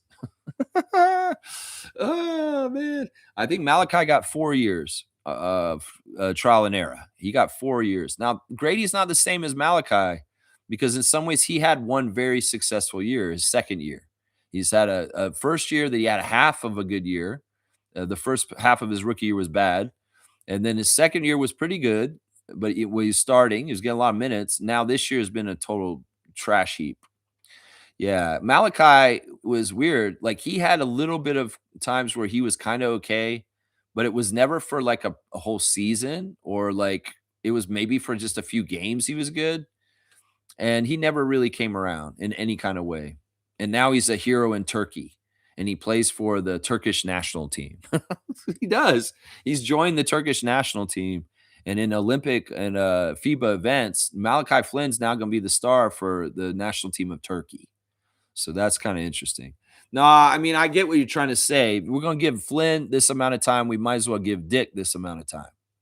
But I don't know. It's kind of different. We're in a different mode with our franchise than we were with Malachi around. We were in rebuild and Tampa seasons, and there was a lot of losing and weird stuff where Malachi had a lot more time to get his shit straight because we weren't on the way to something. Right now, we're on the way to something. And I don't know if we can afford having dud spots on our bench. Like part of our problem right now, as Smooth said, is we don't have as deep a bench as those other contenders. And well, fixing that spot on our roster because we're closer to competing in the playoffs at a high level. It probably means he doesn't have as much runway to try and get it shit together like Malachi Flynn. I would say that. Yeah, I would say that. UC's here. Good morning to UC. Raptor Freak UC. Always good to see you in the chat. If the Raptors end up as the fourth seed, then I'm very tempted to go to Toronto and watch my first playoff game in the first round. You should do it anyway. Seriously. I mean, we're going to get a home game in the first round no matter what, whether we're fourth or fifth. So, if you want that experience, you see, and you had so much fun coming this season to the couple games you came to, do it. Just do it because it won't matter whether we're the home seed or not. There's going to be a home game, and hopefully you can get a ticket to it. Hopefully you can get a ticket to it. I would encourage you to do that. Slug Deezy saying, I heard Michael Grange say that the open spot is more than likely going to Markelle Fultz. Yeah, he said that like a week or so ago. I don't agree with him. I don't think that I think that that would be a waste of time right now because honestly, Markel's not playing super great. He did play better the last two games against Rip City Remix, but not good enough to warrant being on the Raptors. There's some real problems with Markelle Fultz at this point. He really can't shoot. So if we're bringing him up to the Raptors, he's not going to help us with our bench scoring. In some ways, what is he good at this point? He can kind of steal basketballs. He's kind of good at stealing. He's kind of good at assists. But we don't need these things on the Raptors team. We need a three-point shooter. We need a guy who can score. And in some ways, it makes more sense to bring up Tyreek Key or Jarkel Joyner in that instance than to bring up Markelle Fultz because he can't shoot threes. And he's not a good scorer either. Everything he's been scoring for the Raptors 905 has been near the basket and in the lane. Is where he's making shots. He's making little floaters in the middle of the lane, and he's laying up layups right at the hoop. Everything from outside's garbage. He can't make anything from 10 feet out. So he's useless in the NBA, guy. He's not coming anywhere. And Michael Grange can say that. And, nephews that love Markelle Fultz because he's a name and he was a first pick, they don't know the realistic of it because they didn't go to 905 and watch them like I did. And, well, this is a good cue for us to do the stars of the game for the Raptors 905 loss to the Rip City Remix. Now, let me just say this real quick. The Raptors 905 were beating the Rip City Remix by 23 points at one point in this game. They had absolutely dominated Portland's G League team on Friday night and most of the game yesterday. Credit to the Rip City Remix for making a comeback in the second half and winning this game and stealing it from us at the end. Now, I want to say this. To beat a team in a two-game series on their home court in a back-to-back situation 2 days in a row is difficult. This season, we were spoiled with Drew Jones and the 905 defeating on the road teams 2 times in a row on their home court a lot, especially in the first part of the season last fall. They absolutely came into everybody's building, and we beat them 2 in a row in their own building. It's so hard to do. The law of averages is 50%. One team's going to win, one team's going to win, right? Win the loss. You got on one side. To get that kind of dominance where you sweep teams on their home court every single time is really tough to do. You add into that the Rip City Remix yesterday were playing their final home game of the G League season in their home arena, and the crowd was agitated. And as the announcers said, they were Rip City Remix Volume 3 is wrapping up for the season. That's how they go by their seasons. They act like they're albums because they have that whole motif, Rip City Remix, and it's a DJ thing. It's really cool. And, well, the other factor that led to the outcome of this game is the Rip City Remix and the Western Conference of the G League are fighting for one of the last playoff spots. So they were fighting to be in the playoffs. Meanwhile, we're fighting to be maybe the number one seed in the G League in the East. Well, they came back and beat us. In some ways, we didn't have enough legs. We didn't have the execution at the end of the game. We had the shots, we had the opportunities, but this was one of those situations where the Raptors 905 didn't have enough magic in the last couple minutes to turn it around and make the margin on our side by maybe a point or two. And we've done this most of the year. If it's a close game, we've beaten the other team in a clutch situation. But last night we failed and got on the other side of it and got an L. And that's okay. In some ways, I wasn't mad at this game. The Raptors 905 played very solid for most of the game. And Rip City Remix really wanted to please the home court badly in their last game of their season on their home court. So I'm not mad at it. 115 to 107, Rip City Remix over the 905. They're going to play in Salt Lake City tomorrow against the Salt Lake City Stars. And that'll be their last road game of the season for the 905. My stars of the game are off the bench. Number one star is AJ Hogard. He bounced back after some really bad games recently with a great effort off the bench. 27 minutes with 18 points on 7 of 12 shooting, 2 of 4 from 3, 1 of 2 from free throw land, 4 rebounds, 5 assists, 1 turnover, 1 steal, 2 blocks, a -5. He would be a better call up than Markelle Fultz. AJ Hogard. Yeah, because he's got a great three-point shot right now. And he's also very aggressive driving to the lane. And he's a great dish guy, too. But I don't think we need a point guard. That's why I don't even agree with Markelle Fultz or AJ Hogard. I don't think we need a point guard. We need a player that's more like a swing, that's a three-point shooter, that's going to fill the void that's not being filled by Grady. That's what we need right now. And we also need a veteran kind of guy to kind of have veteran leadership and toughness also. The second star of the game in the loss is AJ Lawson. They have very, very good AJ play in the game yesterday. AJ had the open gym come out. He missed the game on Friday because he was sick, but he came in and he was very good yesterday. 30 minutes, 20 points on 6 of 13 shooting, 3 of 8 from 3, made both his free throws, 4 rebounds, 1 assist, 1 turnover, 2 steals, a -19 for AJ Lawson. Lamborghini Lawson is a fast player. He gets up and down that court real fast. And, well, he can only do so much. He was out there trying to fight and win for the Raptors 905 against Rip City. The thing is that they didn't really shoot that well for the most part in this game. And also, they were just really bad, like in some points. Nobody stepped up and made enough points. AJ got 30. No, he got 20. But he could have scored way more. We needed more points from him. 107 is a low score for the 905 this year. Let's just put it that way. And my final star in the loss for the game yesterday is Elijah Martin. The other two-way, 35 minutes, 21 points for Elijah, 6 of 14 from the field, 3 of 7 from 3, 3 of 3 at the free throw line, 7 rebounds, 2 assists, 2 turnovers, a -11 for Elijah Martin. He's a very strong player. He's a very physical player. He's getting in there, mixing it up, and he gets rebounds, and he really does play really close to the basket for a man his height. The thing is with that, I don't know if that kind of style of play is going to translate to the NBA. It's so hard at his height to go into the land of the Giants and do some of the muscling, like close shots he does within 10 feet of the basket. It has to do with savviness, if he's going to pump fake or use leverage with strength in some ways to get guys off of him. Maybe he can make the room to cleanly make these shots, but it's a tall order, literally, in the NBA to go into the land of the Giants at his height and be a successful offensive player. It really is important that he gets his three-point shot more and more deadly. And it's pretty good. Honestly, it's pretty good. Going over the rest of the guys, we'll give an honorable mention to Tyson Degenhart. Started the game. He got 12 points in 24 minutes. He was a 5 of 11, 2 of 7 from 3, 2 rebounds and an assist. Hang on a sec. He was a +2. He was like the only guy on the team, really one of the only guys that was a plus.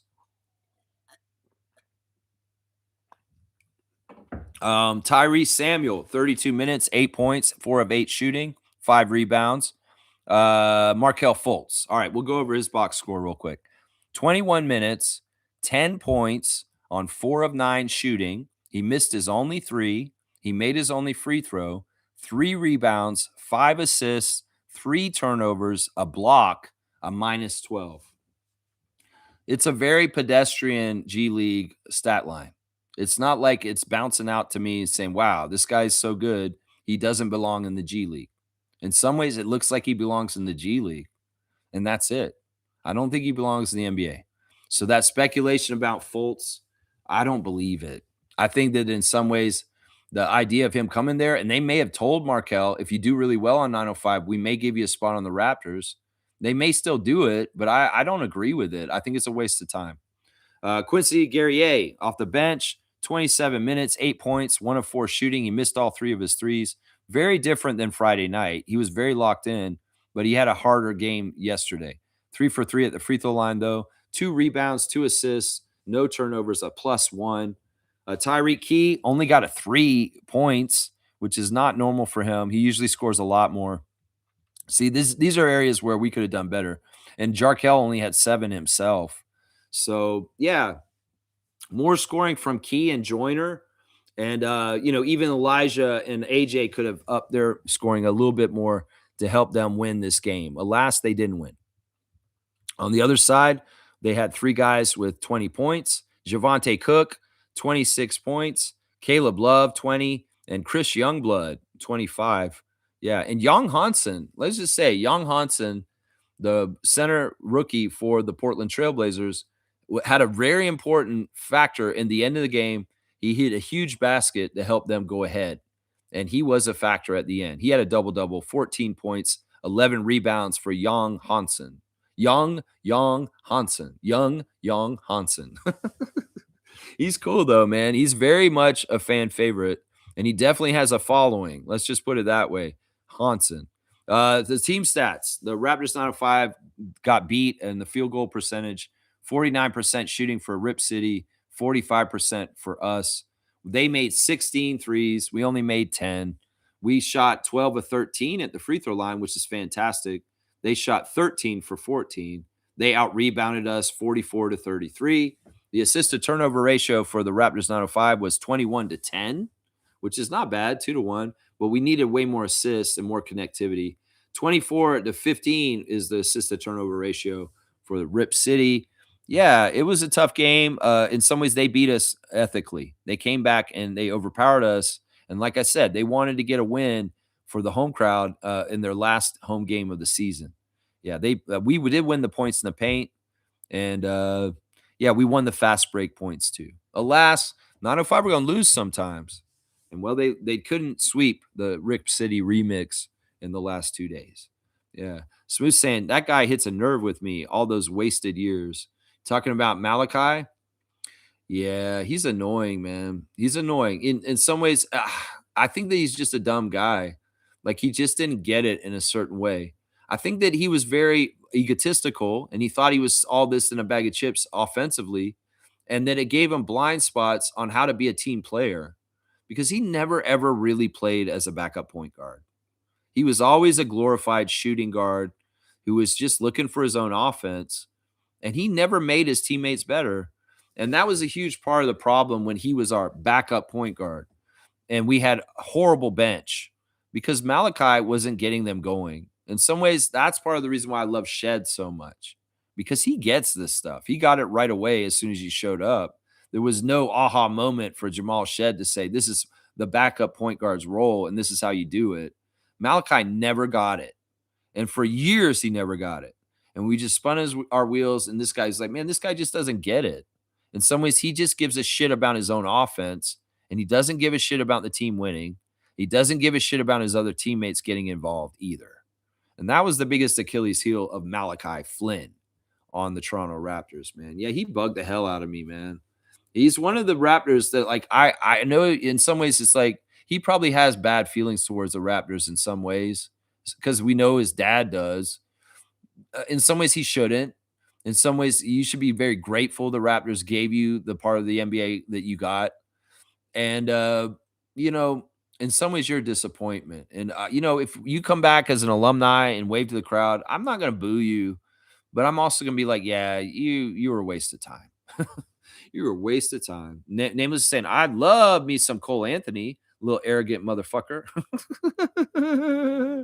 I mean, that's the guy on the list that makes the most sense to me. There were 3 guys they talked about: Cole Anthony, Lonzo Ball, and Georges Niang. Georges Niang. Yang's been out of shape chronically for the last few years, and he's kind of like not serious about his NBA career at this point, obviously. Lonzo Ball couldn't even walk a couple years ago, and he is not, in my eyes, successfully returned from his injury issues. Cole Anthony makes the most sense. In some ways, Cole Anthony is this guy who has taken over games for the Magic in the past and absolutely won them single handedly because he's got that chip on his shoulder and he does have some offensive skill that can heat up real fast. Now, the detriments to Cole Anthony are that he's an in betweener as far as position. He's not a true point guard. He's not big enough to be a shooting guard, and he can have defensive liabilities. So, but that hard-nosed chip on his shoulder is very attractive, and the veteran know-how and experience he already has accumulated his NBA career is also. So, yeah, those are the things I'm looking at right there. Yeah, those are the things I'm looking at. Isaac saying, I heard you are going live immediately after your show with your new Canadian permaculture show, Weed the North. Weed the North. All right, Isaac. Isaac coming in with a mandatory dad joke. Every once in a while, he's got to do this. He is a dad. And to keep his dad joke card valid, he has to come in with the mandatory one every once in a while. You are at 66, my guy. Look at that. Yeah, I like that. Weed the North. Weed the North. Well, I'm not for weed, like weeding weeds. I want the weeds out there. You know, I've told people, like, I'm not going to cut my lawn until July. I'm going to let my yard grow naturally from up until July 1st, until Canada Day. I will be cutting the lawn for the first time this year in July, not in June, not in May, not in April. Nope, I ain't touching nothing. I'm going to let everything wake up and get going because that's the other part of it. When you cut your lawn too early in the spring, you clean up your lawn too early, you're destroying a lot of the natural pollinators, the things that eat the mosquitoes, all the different life forms in your yard. You don't even understand how much you eradicate that from your spring cleanup. So if you have a yard and you want to try this year, do it this time. Don't clean up your yard in the spring. Let it be wild. Let everything organically wake up and get buzzing. And you be shocked. You know, my uncle came over here last year and he's like, why don't you have any mosquitoes at your house? Because I didn't kill everything else. The mosquitoes will thrive by themselves in a monoculture lawn. That's the secret, y'all. Y'all are sick of mosquitoes at your house in the summer. Well, if you grow the dragonflies, the butterflies, the birds come, everything comes to your yard, they'll eat the mosquitoes and they won't be there. Trust me, you'll have dragonflies instead. So the way to do this is you got to stop killing everything at the beginning of the spring by cleaning your yard up. Let your yard be nasty. I know some of y'all have homeowners associations and people all up your ass about bylaws, but see what you can get away with. Even if you can just have a patch of your yard that's left wild that you unkeep for a little while, and even if it's hidden so they don't see it, this could have a huge impact for pollination for your plants and what I just described with mosquito control. So try it, see if I'm right, and you might have a new way of looking at how you should do your yard. Because I told you, I'm not going to cut it, or I'm not going to do anything to manage it like that until July. That is my goal this year. Yeah, that's my goal right there. Name was saying, I misread the G comment. I don't even know what comment you're talking about. Jimmy's saying, I feel like the Raps realistically get like 46 or 47 wins, though. That might be right. That sounds realistic. Yeah, that sounds pretty accurate. Yeah, Uji Buji's saying, is Garrett a worthwhile keep on the roster? If we're arguing Grady being dropped, Garrett should basically be an assistant coach. You know, we talk about this every year, and a lot of people have misconceptions about Garrett Temple's role on this team. A lot of people just look at it from the outside and see his stats, and he comes into the end of games, and they're like, why is this guy even on our team? They don't realize just how much he brings to our team in ways that are absolutely invaluable. I look at it this way. I don't know, Uji Buji, if you play any like RPG games or any kind of video games where you might have a roster of team that you have on your video game that are playing for your side. I always describe Garrett Temple as a guy you can put on your roster that you don't have to actively use, but he's absolutely benefiting your team at all times. It's kind of like that person on your party in your RPG that gives you a blanket bonus for your whole team, just stacked on top of everything, and you don't even have to use him. He's just there. And that is what it is. Now, the idea of making him an assistant coach is possible.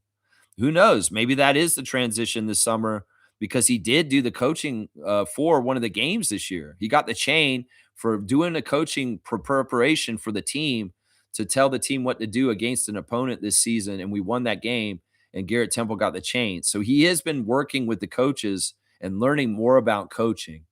But the thing is, Garrett is so talented. He could be an announcer. He could go on broadcast and become a color guy like Alvin Williams. He's a lawyer. He could go and work for the Players Association. He could go into the NBA head office and do any job there. Some people say, well, why would he want to just stay here and be an assistant coach for the team? I don't know. I think he likes being on the Raptors, and he's very much enjoyed being on our team with Darko these 3 years.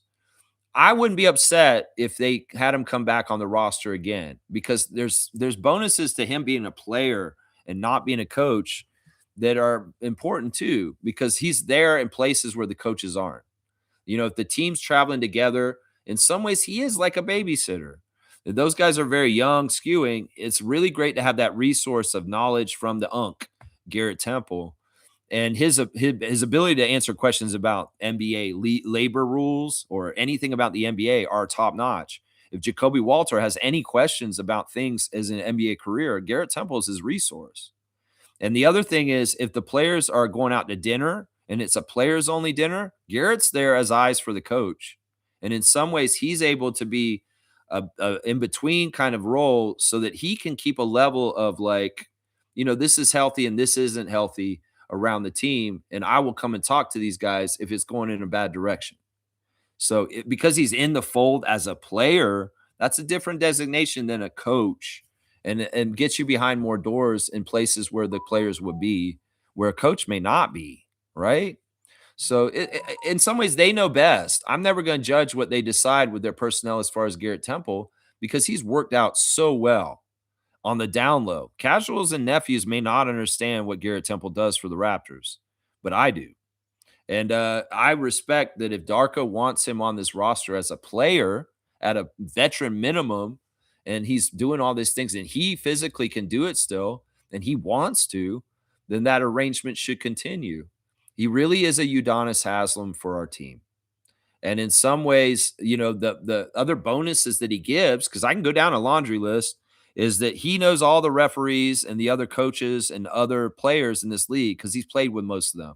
I think they came out with a stat recently where Garrett Temple is behind LeBron James as having the most teammates ever in the history of the NBA. Like Garrett Temple has had the second most teammates. So majority of the guys in the league, a lot of them have played with Garrett on their team. And in bridging the gap of disrespect for the Toronto Raptors franchise, Garrett Temple helps with that. In some ways, Garrett Temple, his presence before the game, just going out there to talk to people like Michael Smith and Curtis Blair, he can talk to them because he's known them for like decades now. You say, hey, Curtis, how you been, man? How's your kids? How's your wife? That goes a long way. Trust me. In some ways, Darko being a rookie coach, a foreign coach, the Raptors coach, he had to get more respect around the league immediately. And Garrett Temple was part of that. Because, you know, this is something you have Garrett Temple over there. You're like, man, this guy, man, I love Garrett. Garrett's awesome. He's an old head. He's been here forever.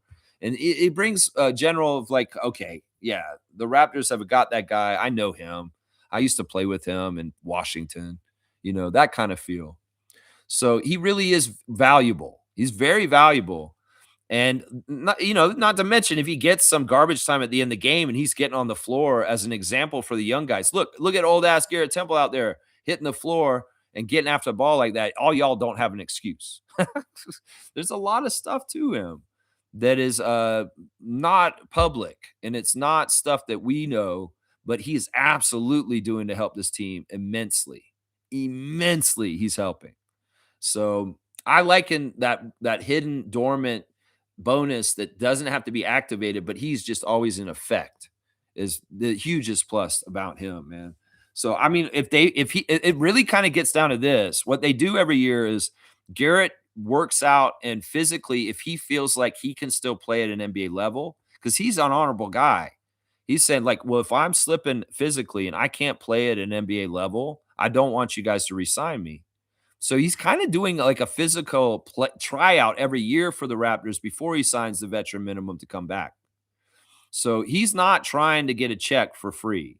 He's very valuable to our team. And he's also honorable in the way that if he's not physically up to play in the NBA, he won't come back. So, God willing, his body is still good enough and he wants to, and the Raptors want to still, he will come back and play for us again. But if he isn't going to play, maybe it is an assistant coach. I would love that. And maybe that is going to happen. But like I said, the problem with that is he has so many different directions he can go in after his playing career. And it may not be hanging around in Toronto at that point. Assistant coaches, I don't know if that's the most lucrative path he can go down. He could make a lot more money, maybe going a different route. So I don't want to force him out because he has been super valuable to our team. And people that are in the know that. People in the know that. Yeah. Slug Deezy saying his strength is driving and getting 2 feet in the paint. That's one of our main weaknesses. Yeah, but it's in the land of the Giants. Markelle Fultz is not going to be able to do that in the NBA consistently because he hasn't already for 10 years already. I mean, that's the thing, man. He's got to have more all-around offensive game. If he's not a threat to shoot outside consistently, they're going to play him for the drive and take it away from him, right? They'll dare him to shoot, and he'll just shoot bricks. That's the way basketball works, right? Oh, this guy, he can't shoot threes. Let him shoot all day. Just don't let him drive through the paint. So it's a real problem for Markelle. It's in some ways he's not a complete enough offensive player to play in the NBA. That's the biggest problem all along, right there. Uji Bougie saying Grady being dropped. Garrett has been only for blowouts and gets maybe a layup or assist in those circumstances. Well, that's not why we have him. We don't need him for on the court production. In some ways, he's valuable in those situations as the babysitter, just in case we do throw out a super young green lineup that's really not that well versed in the NBA ways. Garrett's quality control, a vet head out there to kind of keep them under control. He is like a kindergarten teacher in some ways when he plays those garbage minutes. So you can't go by his on-court stuff. Everybody's judging whether we should keep Garrett Temple on what he does on the court. That's silly. That's stupid. Of course he doesn't do anything on the court. It's the bonuses behind the scenes. It's the relationships. It's the politicking. In some ways, Garrett Temple can yell something from the bench at the refs, and they'll respect him a little bit more just because of his time. And that's something that we need in Toronto is we need respect. We need politicking. We need the ability to kind of get on the favor of the referees in certain cases.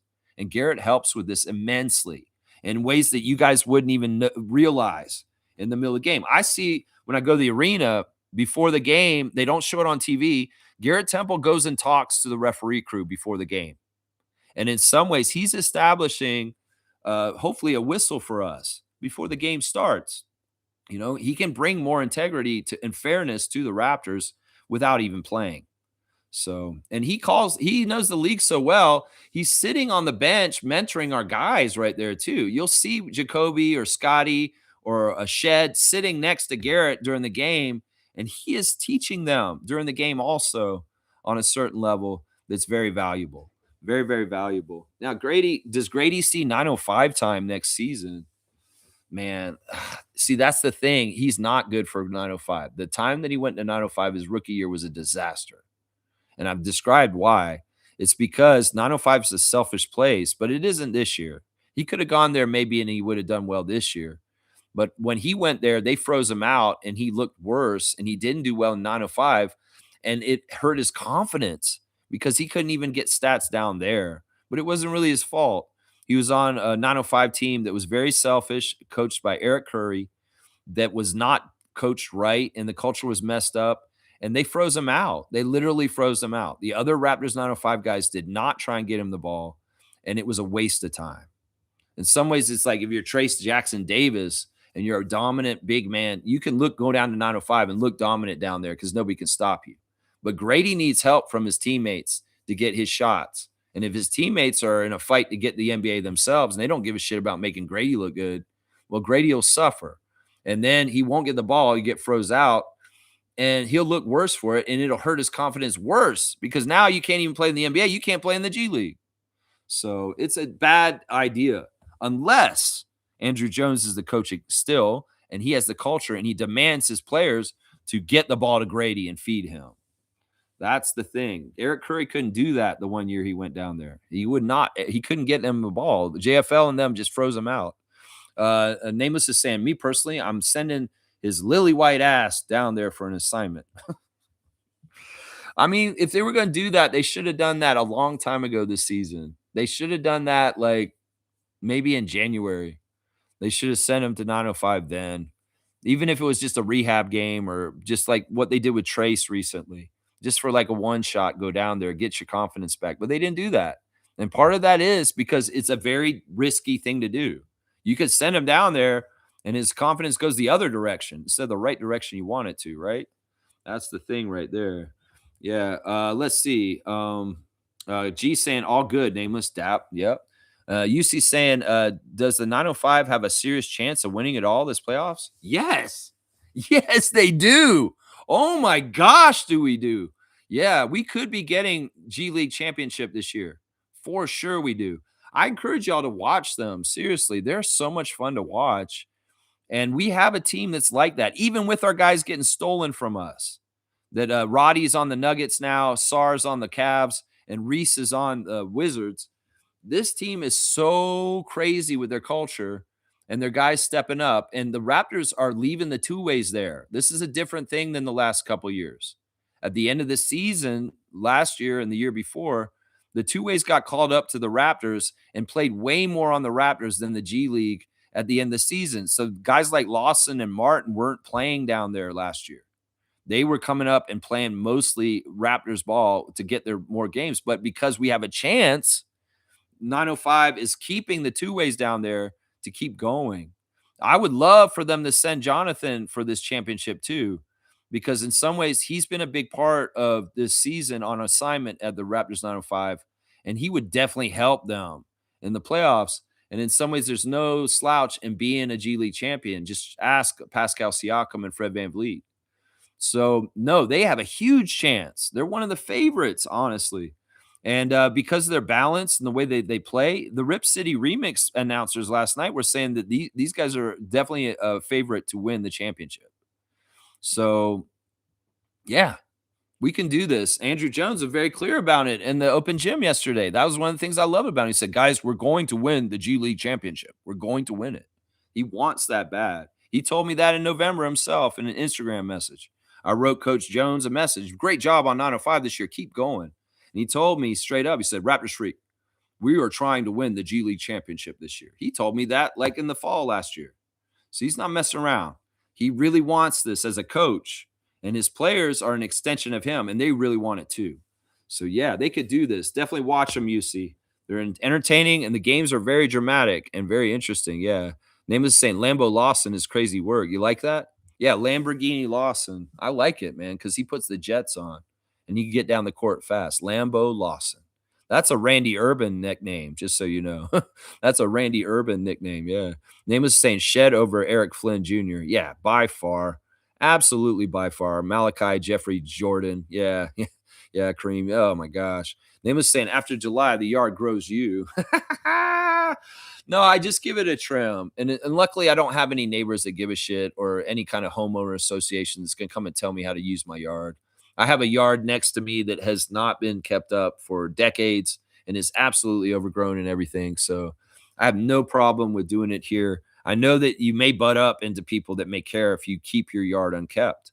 But to be honest, I want to normalize my methods more into the future. I feel like the lawn is such a stupid status symbol that people are so dumb. They care about it having patches or being as green as possible and watering it over. We're not going to have the water to do this. And the way for you to have water in your ground is to do permaculture and allow natural things to grow that will hold the water, because a lot of monoculture lawns don't hold water and moisture in the soil, and you have bad soil. So if you're able to get good soil, you will have good soil with water in it retaining, and you won't need as much to water your lawn with your hose. You can just let natural rainwater come down, and your soil will be full and rich of moisture and absolutely fine naturally without all the extra work. In fact, my methods are lazy, but they're absolutely the right way to do things. And I would like to see more wild yards with wild kind of growth, with nice, beautiful flowers that are wildflowers, and helpful things to grow, like food. Grow food in your yard, like naturally occurring perennial food, like blackberries and rhubarb and asparagus and strawberries and all kinds of stuff that will just keep coming back every year. You don't even have to replant it. It's just there in your yard, and you're like, hey, there's some blackberries. I'm just gonna eat them. Doesn't that sound great? Sounds great to me. I have it. I have it at my house. That's right. Trevor's saying Grady will get better. He just has to work out this summer with a 3-point shooting player. You think he needs lethal shooter? You think he needs to go and get somewhere with somebody? I don't know. In some ways, whatever he does, we'll just have to see. This offseason is going to be monumentally important for Grady Dick. We know that, yeah. Uji Bougie saying, up here in West Gray, we have a green patch behind our fire pit. We let the weeds and wildflowers grow for the bees and the butterflies. See, that's perfect. That's all you need is just a strip. And I see the idea. Garrett is the mage with the healing. Exactly. Exactly. He's a guy that just gives you a natural set additive to your group, and you don't even need to use them. In some ways, that's hugely valuable, right? It's kind of like having a player on your team for vibes. You sometimes you have a guy, he's not very good, but he's just a fun personality, and he makes the team more fun to be on. Except on the tip that he's a mature, wise leader who's also a reference guide in all kinds of ways. I mean, everybody gets so hung up in the NBA about scoring, 3-point shooting, dunks, and offense.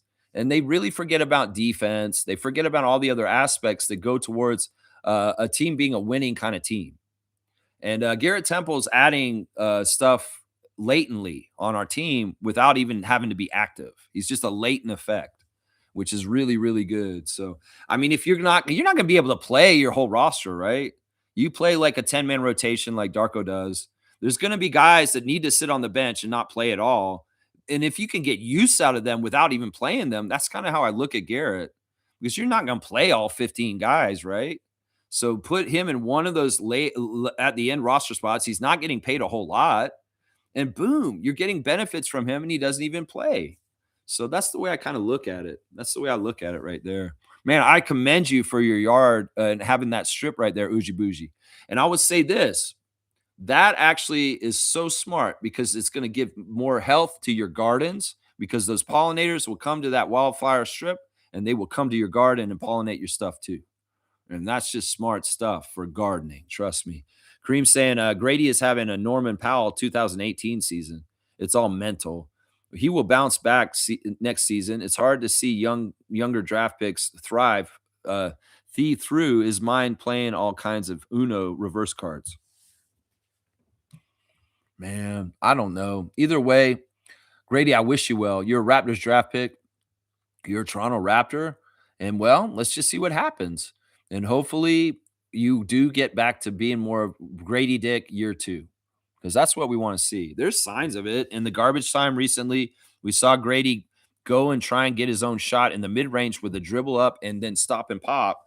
And some of that stuff is actually some of his best stuff other than the three-point shot. If the three-point shot was hitting, it would look way better. But the drives, the aggressiveness, the loose balls, he just has to play all out, and he has to play smart too. So that's a big part of it. Names is saying Garrett is here because not all winning is done on the court. That's why. Yeah.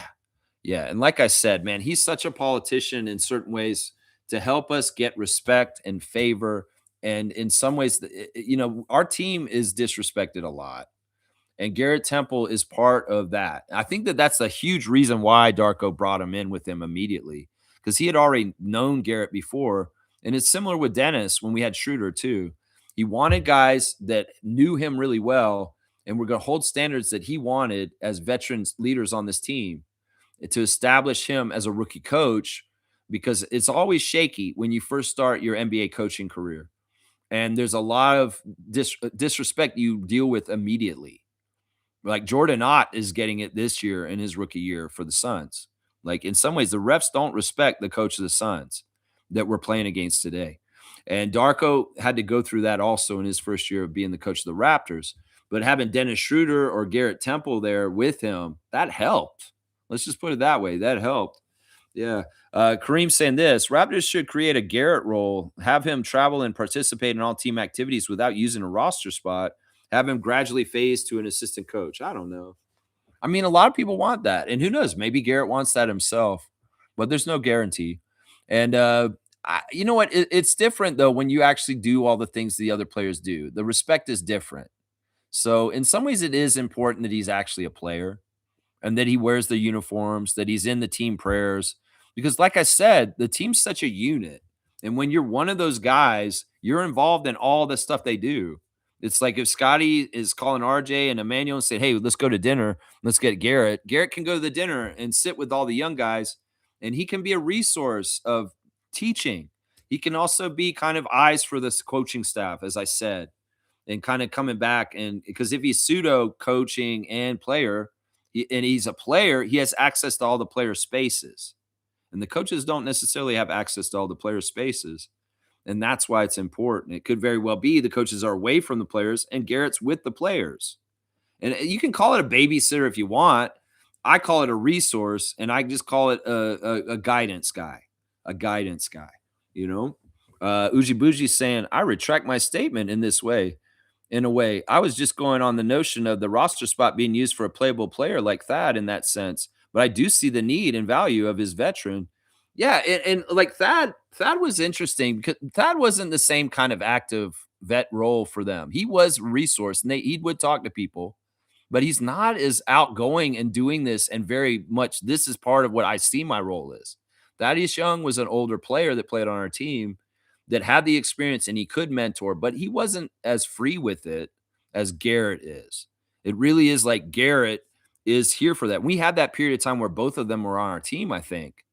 And it really was like Garrett Temple was more in that role than Thaddeus naturally. And in some ways, Thaddeus, he's a good guy, and he did all kinds of stuff to help us in that role before Garrett got here. But Garrett does that job on a whole other level above what Thaddeus was doing for us. But they're similar in that way. There's definitely a similarity in the effect of being the old unk kind of old player on the team and teaching the young people, right? Right. Let's see. I love the fact Garrett is also who Chuck can never guess on where he play every year, and he's been on our team this whole time. I know that's such a goofy sketch that when they do the inside the NBA, where is this player in the league at this point to those guys? In some ways, they shouldn't do that sketch or that skit because it just shows how these guys are not paying attention. And why are they getting millions of dollars to do the inside the NBA when they don't even know where players are? I mean, there's a lot of criticism towards the inside the NBA crew on ESPN because they're downplaying the product. It's like they hate it. And a lot of people are saying, why do we listen to these guys? They just talk about how shitty the NBA is and they talk down the players and it's like they hate the NBA. I get that. I get that. But in some ways, their role has always been to kind of clown players with Shaqtin' a fool and, Barkley being real about his opinions and just being absolutely 100% Charles Barkley. But maybe the evolution of media for sports is changing and the negativity towards the product of the NBA has backfired. But I don't think that they're the worst of it. I think that most of the ESPN personalities are horrible for this. Stephen A. Smith and the like, just from like talking bad about the product, that sewers the product. And then in some ways, that's hurting the NBA. Like they said in some of the arguments, the NFL people aren't putting down the NFL like the NBA people are. And in some ways, that's maybe something that Adam Silver and the media people for the NBA need to look at and start training their media personalities to kind of like speak up the game and speak positively about it instead of putting it down all the time because it's not a good business model.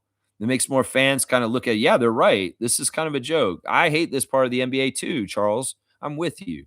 I mean, I get that. I like Charles being real, and I think that a lot of his gripes and the things he says are absolutely on point and right.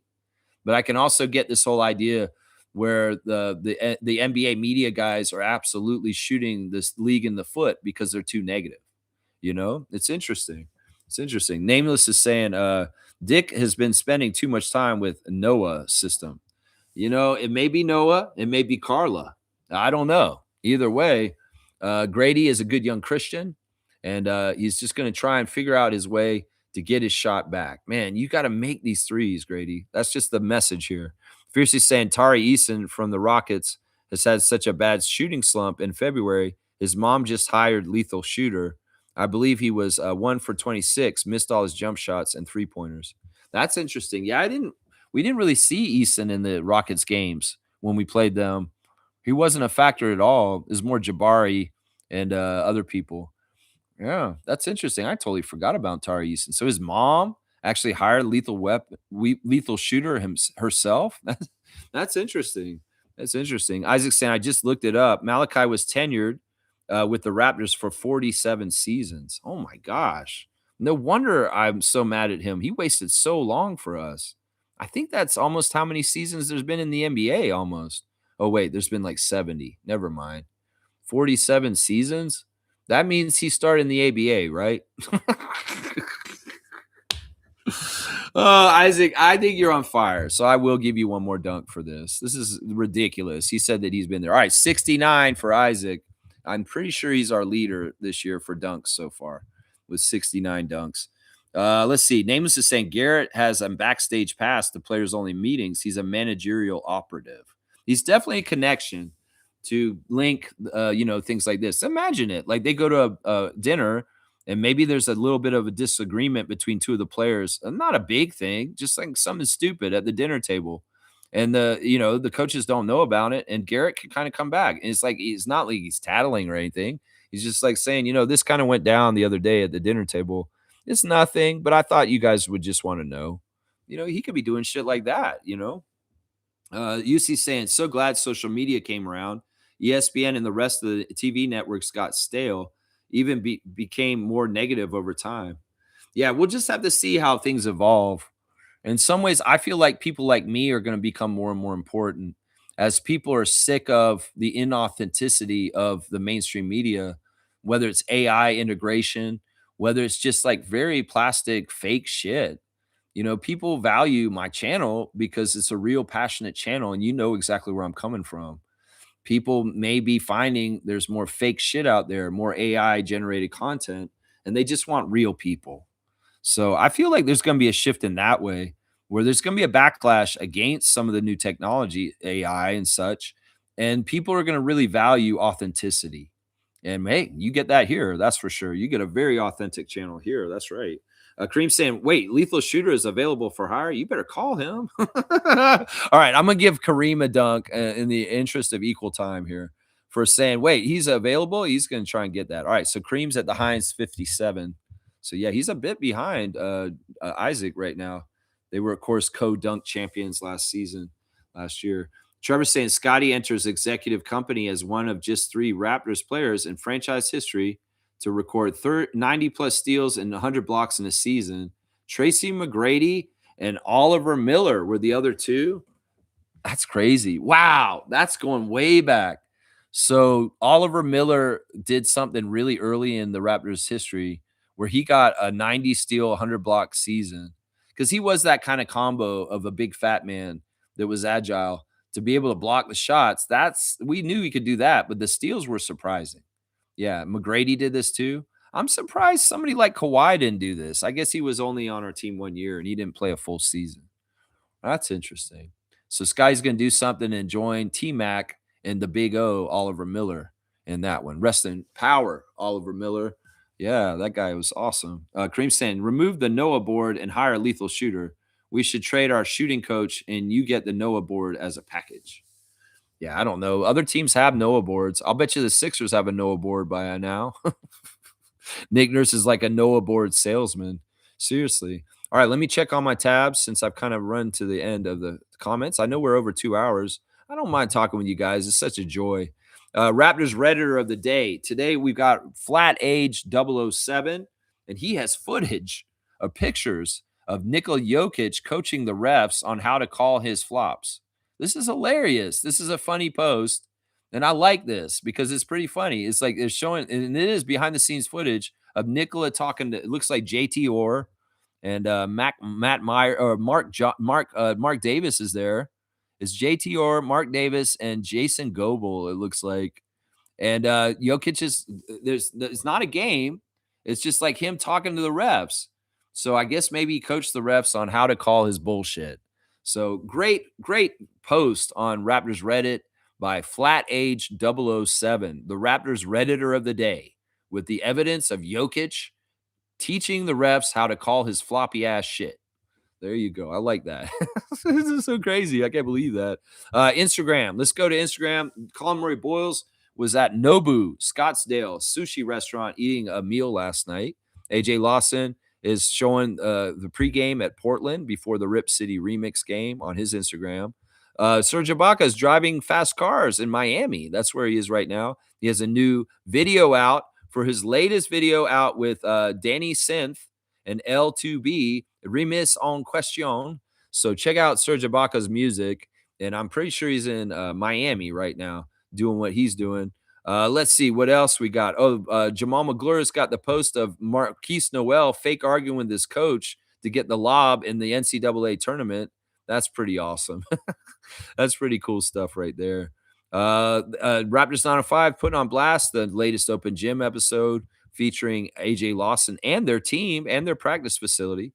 Scotty's got a picture of outdoors in Phoenix, Arizona, and it's 102 degrees Fahrenheit in Arizona right now. This is crazy. I mean, I can't understand this considering I'm looking at snow out in my yard right now.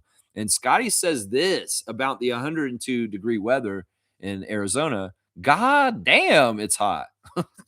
See, I mean, I remember Scott saying this on Twitch that he's not really a hot weather guy. In some ways, he's very much enjoyed living in Canada and being around the winter in some ways, because in Florida it'd get real hot down there when he was living in Palm Beach. And he's posted the temperature in Arizona yesterday at 102, and it doesn't sound like he's like all about it. He's saying it's hot, and he's maybe not totally with it, is what we're saying. I think he likes that medium, nice temperature of Toronto spring. It's just such perfect weather, honestly. Toronto spring is just perfect. Alessandro, the cameraman for Sandro, is at Yonge and Dundas Square in the middle of the road in that crosswalk, taking pictures of the Eaton Center in the city of Toronto downtown, which is very, very, very cool.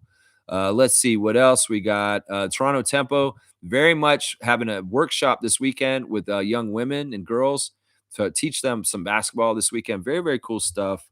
They were spending the day with the Monarchs basketball and their court girls, the court experience. So very, very cool stuff right there. There's also a stat here that there are 27 Canadian women competing in the Women's March Madness bracket. How are your brackets doing, everybody? Have your brackets been busted yet? Yeah, and that's about it for the Instagram stories for today. Hopefully you guys are doing all right in your madness of the March. That's right. Trevor's saying the NBA is the only sport that has a salary cap. Why is that? Salary cap's actually a good thing. I like salary caps. I think that the other sports should have salary caps. Seriously. Now, the thing about salary caps, there's nothing wrong with them as long as they grow exponentially with the earnings of the league. There should be an agreed upon percentage that the players get, and that the salary cap expands as the league revenues go up. I think salary caps are good because in leagues that do not have salary caps, you get paid for winning. And that's the MLB. The Dodgers can buy all the best players with their crazy money and pay to basically win World Series. So I don't agree with that system. I'm happy that the NBA has a salary cap. I know that Fred on his Unguarded podcast recently talked about sometimes it's not the salary cap's annoying to players and stuff like that. And his idiot co-host was saying, yeah, you shouldn't have a cap on your earnings and stuff like that. But this is part of the problem with capitalist mindset is if you don't have regulated capitalism, well, you get to the point that the United States is in now with greedy criminals running the whole system, and there's no rhyme or reason. It's just a criminal world. You need regulation. And in some ways, the salary cap's healthy for a league because it makes an even playing field. If all the teams can only spend the same amount, then that means that there will be more parity, and that'll mean more teams in the league are healthy and good enough to possibly win. If you don't have a salary cap, you'll have like 3 or 4 teams that are super teams, and they'll be the same teams competing for the championship every year, and it's boring. So salary cap's important, at least in my opinion. And the way I just described it, does that make sense? As long as the players are getting their fair share of the percentage, it shouldn't matter that there's a salary cap or aprons or stuff like that. In fact, I think the system that the NBA has right now is very good. It's some of the players complain about it because it hasn't been good for the middle class of the NBA players. But I think that it's been very good for competition in the league and the overall product of the NBA. Because now, instead of having a very select few top tier teams that are absolutely dominating the whole league, you have way more teams that can compete, and much more like the NFL. There's a wider range of real contenders that you don't know who's going to win the championship. Anybody could win the Super Bowl because there's actually a good amount of different NFL teams that could actually go and snatch it. And you want that kind of effect in your league, unlike the MLB.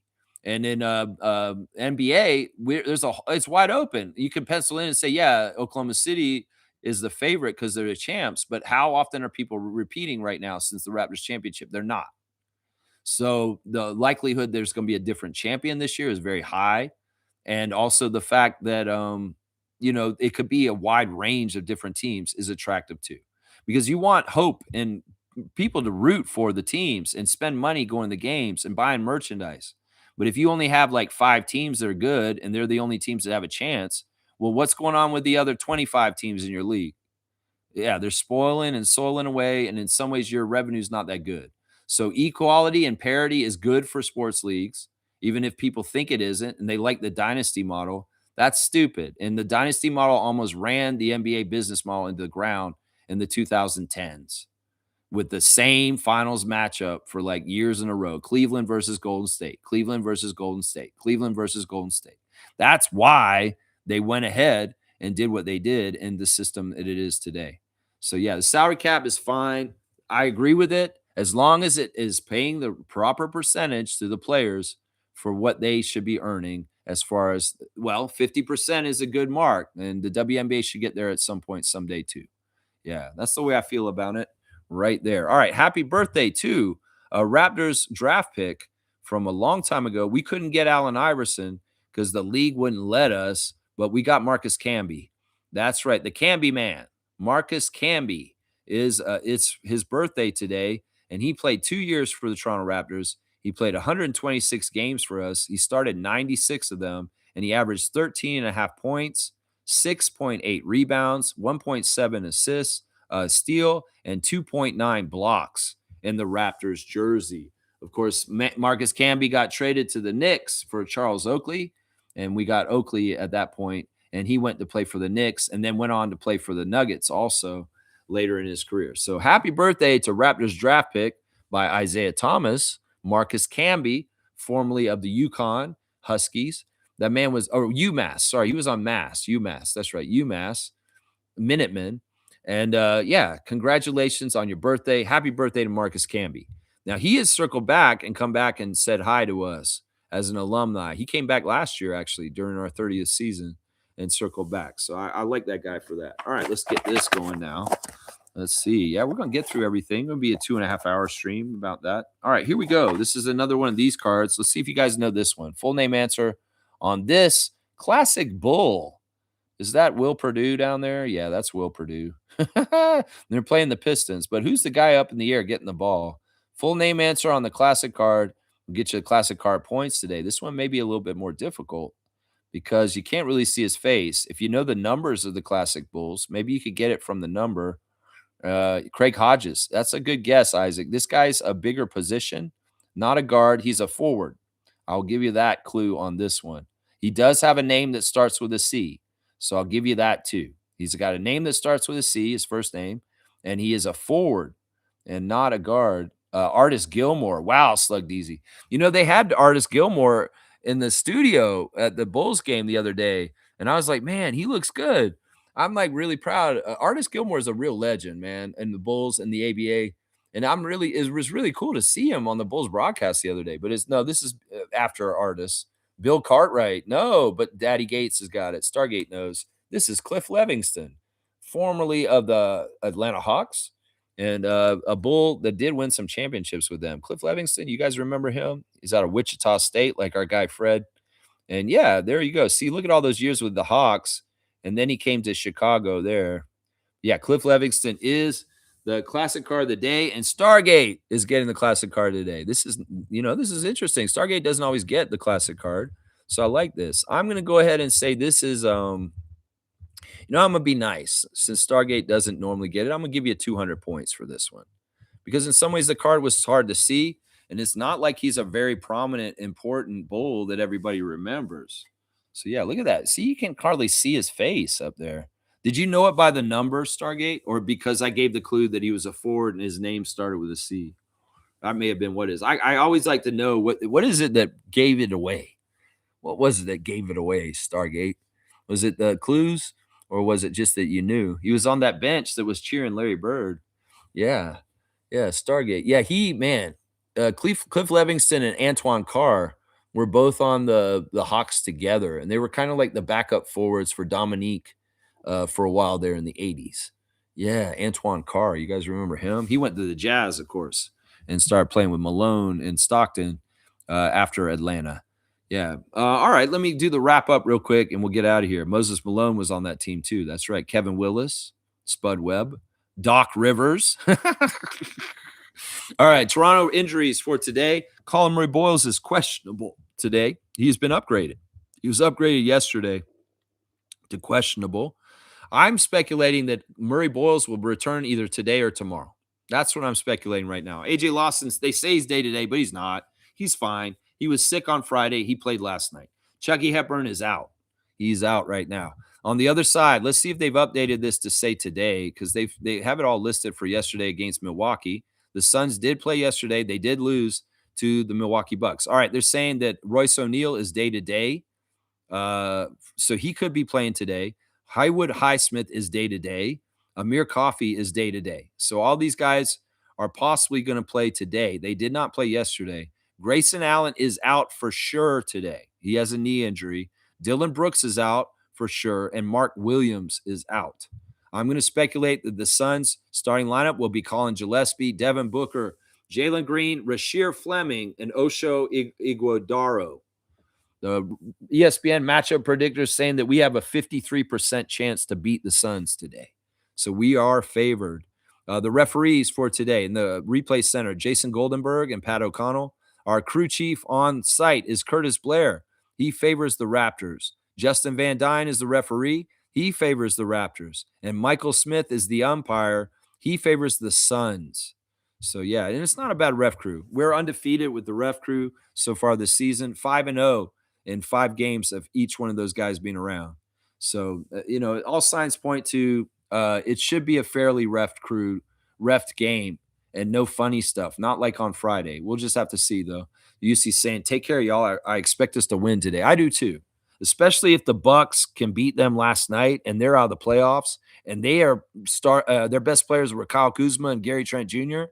Yeah, we should be able to beat them today. We just have to take care of what we can control and play to the highest level that we can, and we should be fine. I think that Uji Buji's comments earlier about taking it to them in the paint and dominating the paint is a real key to the victory. And then, of course, tying up Booker and Green. Very, very important to tie up those two guys and limit them as best as we can. If anything, we can't slow them down, we slow down everybody else on the court other than them. That's another good strategy right there. All right, y'all. I appreciate everybody watching the Raptor Freak stream today. You know what? I'm going to close out today with a prayer right at the end of the stream here real quick, and then we'll be out. Dear God, please protect the Toronto Raptors today on the court in Arizona today. Please protect the Phoenix Suns also. They seem a bit injured, and they don't need to be injured anymore.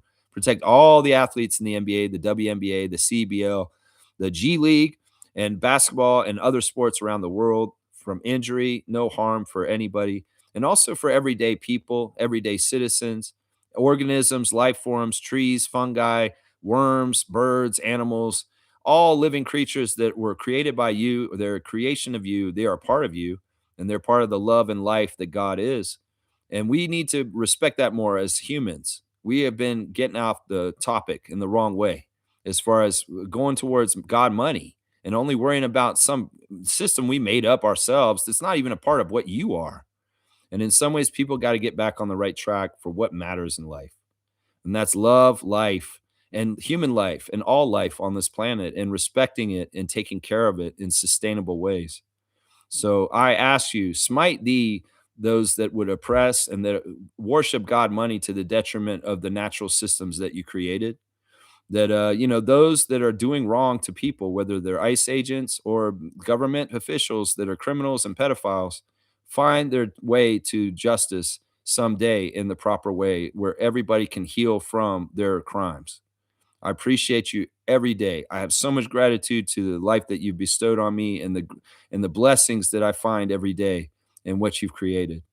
I appreciate you so much. No ego in what I do on this channel. I'm but a humble servant of you, God, and I hope that I can do a better job every single day doing things in the way that you would want me to. I appreciate you so much. So much gratitude. All the glory to the great God above. Amen. All right, guys.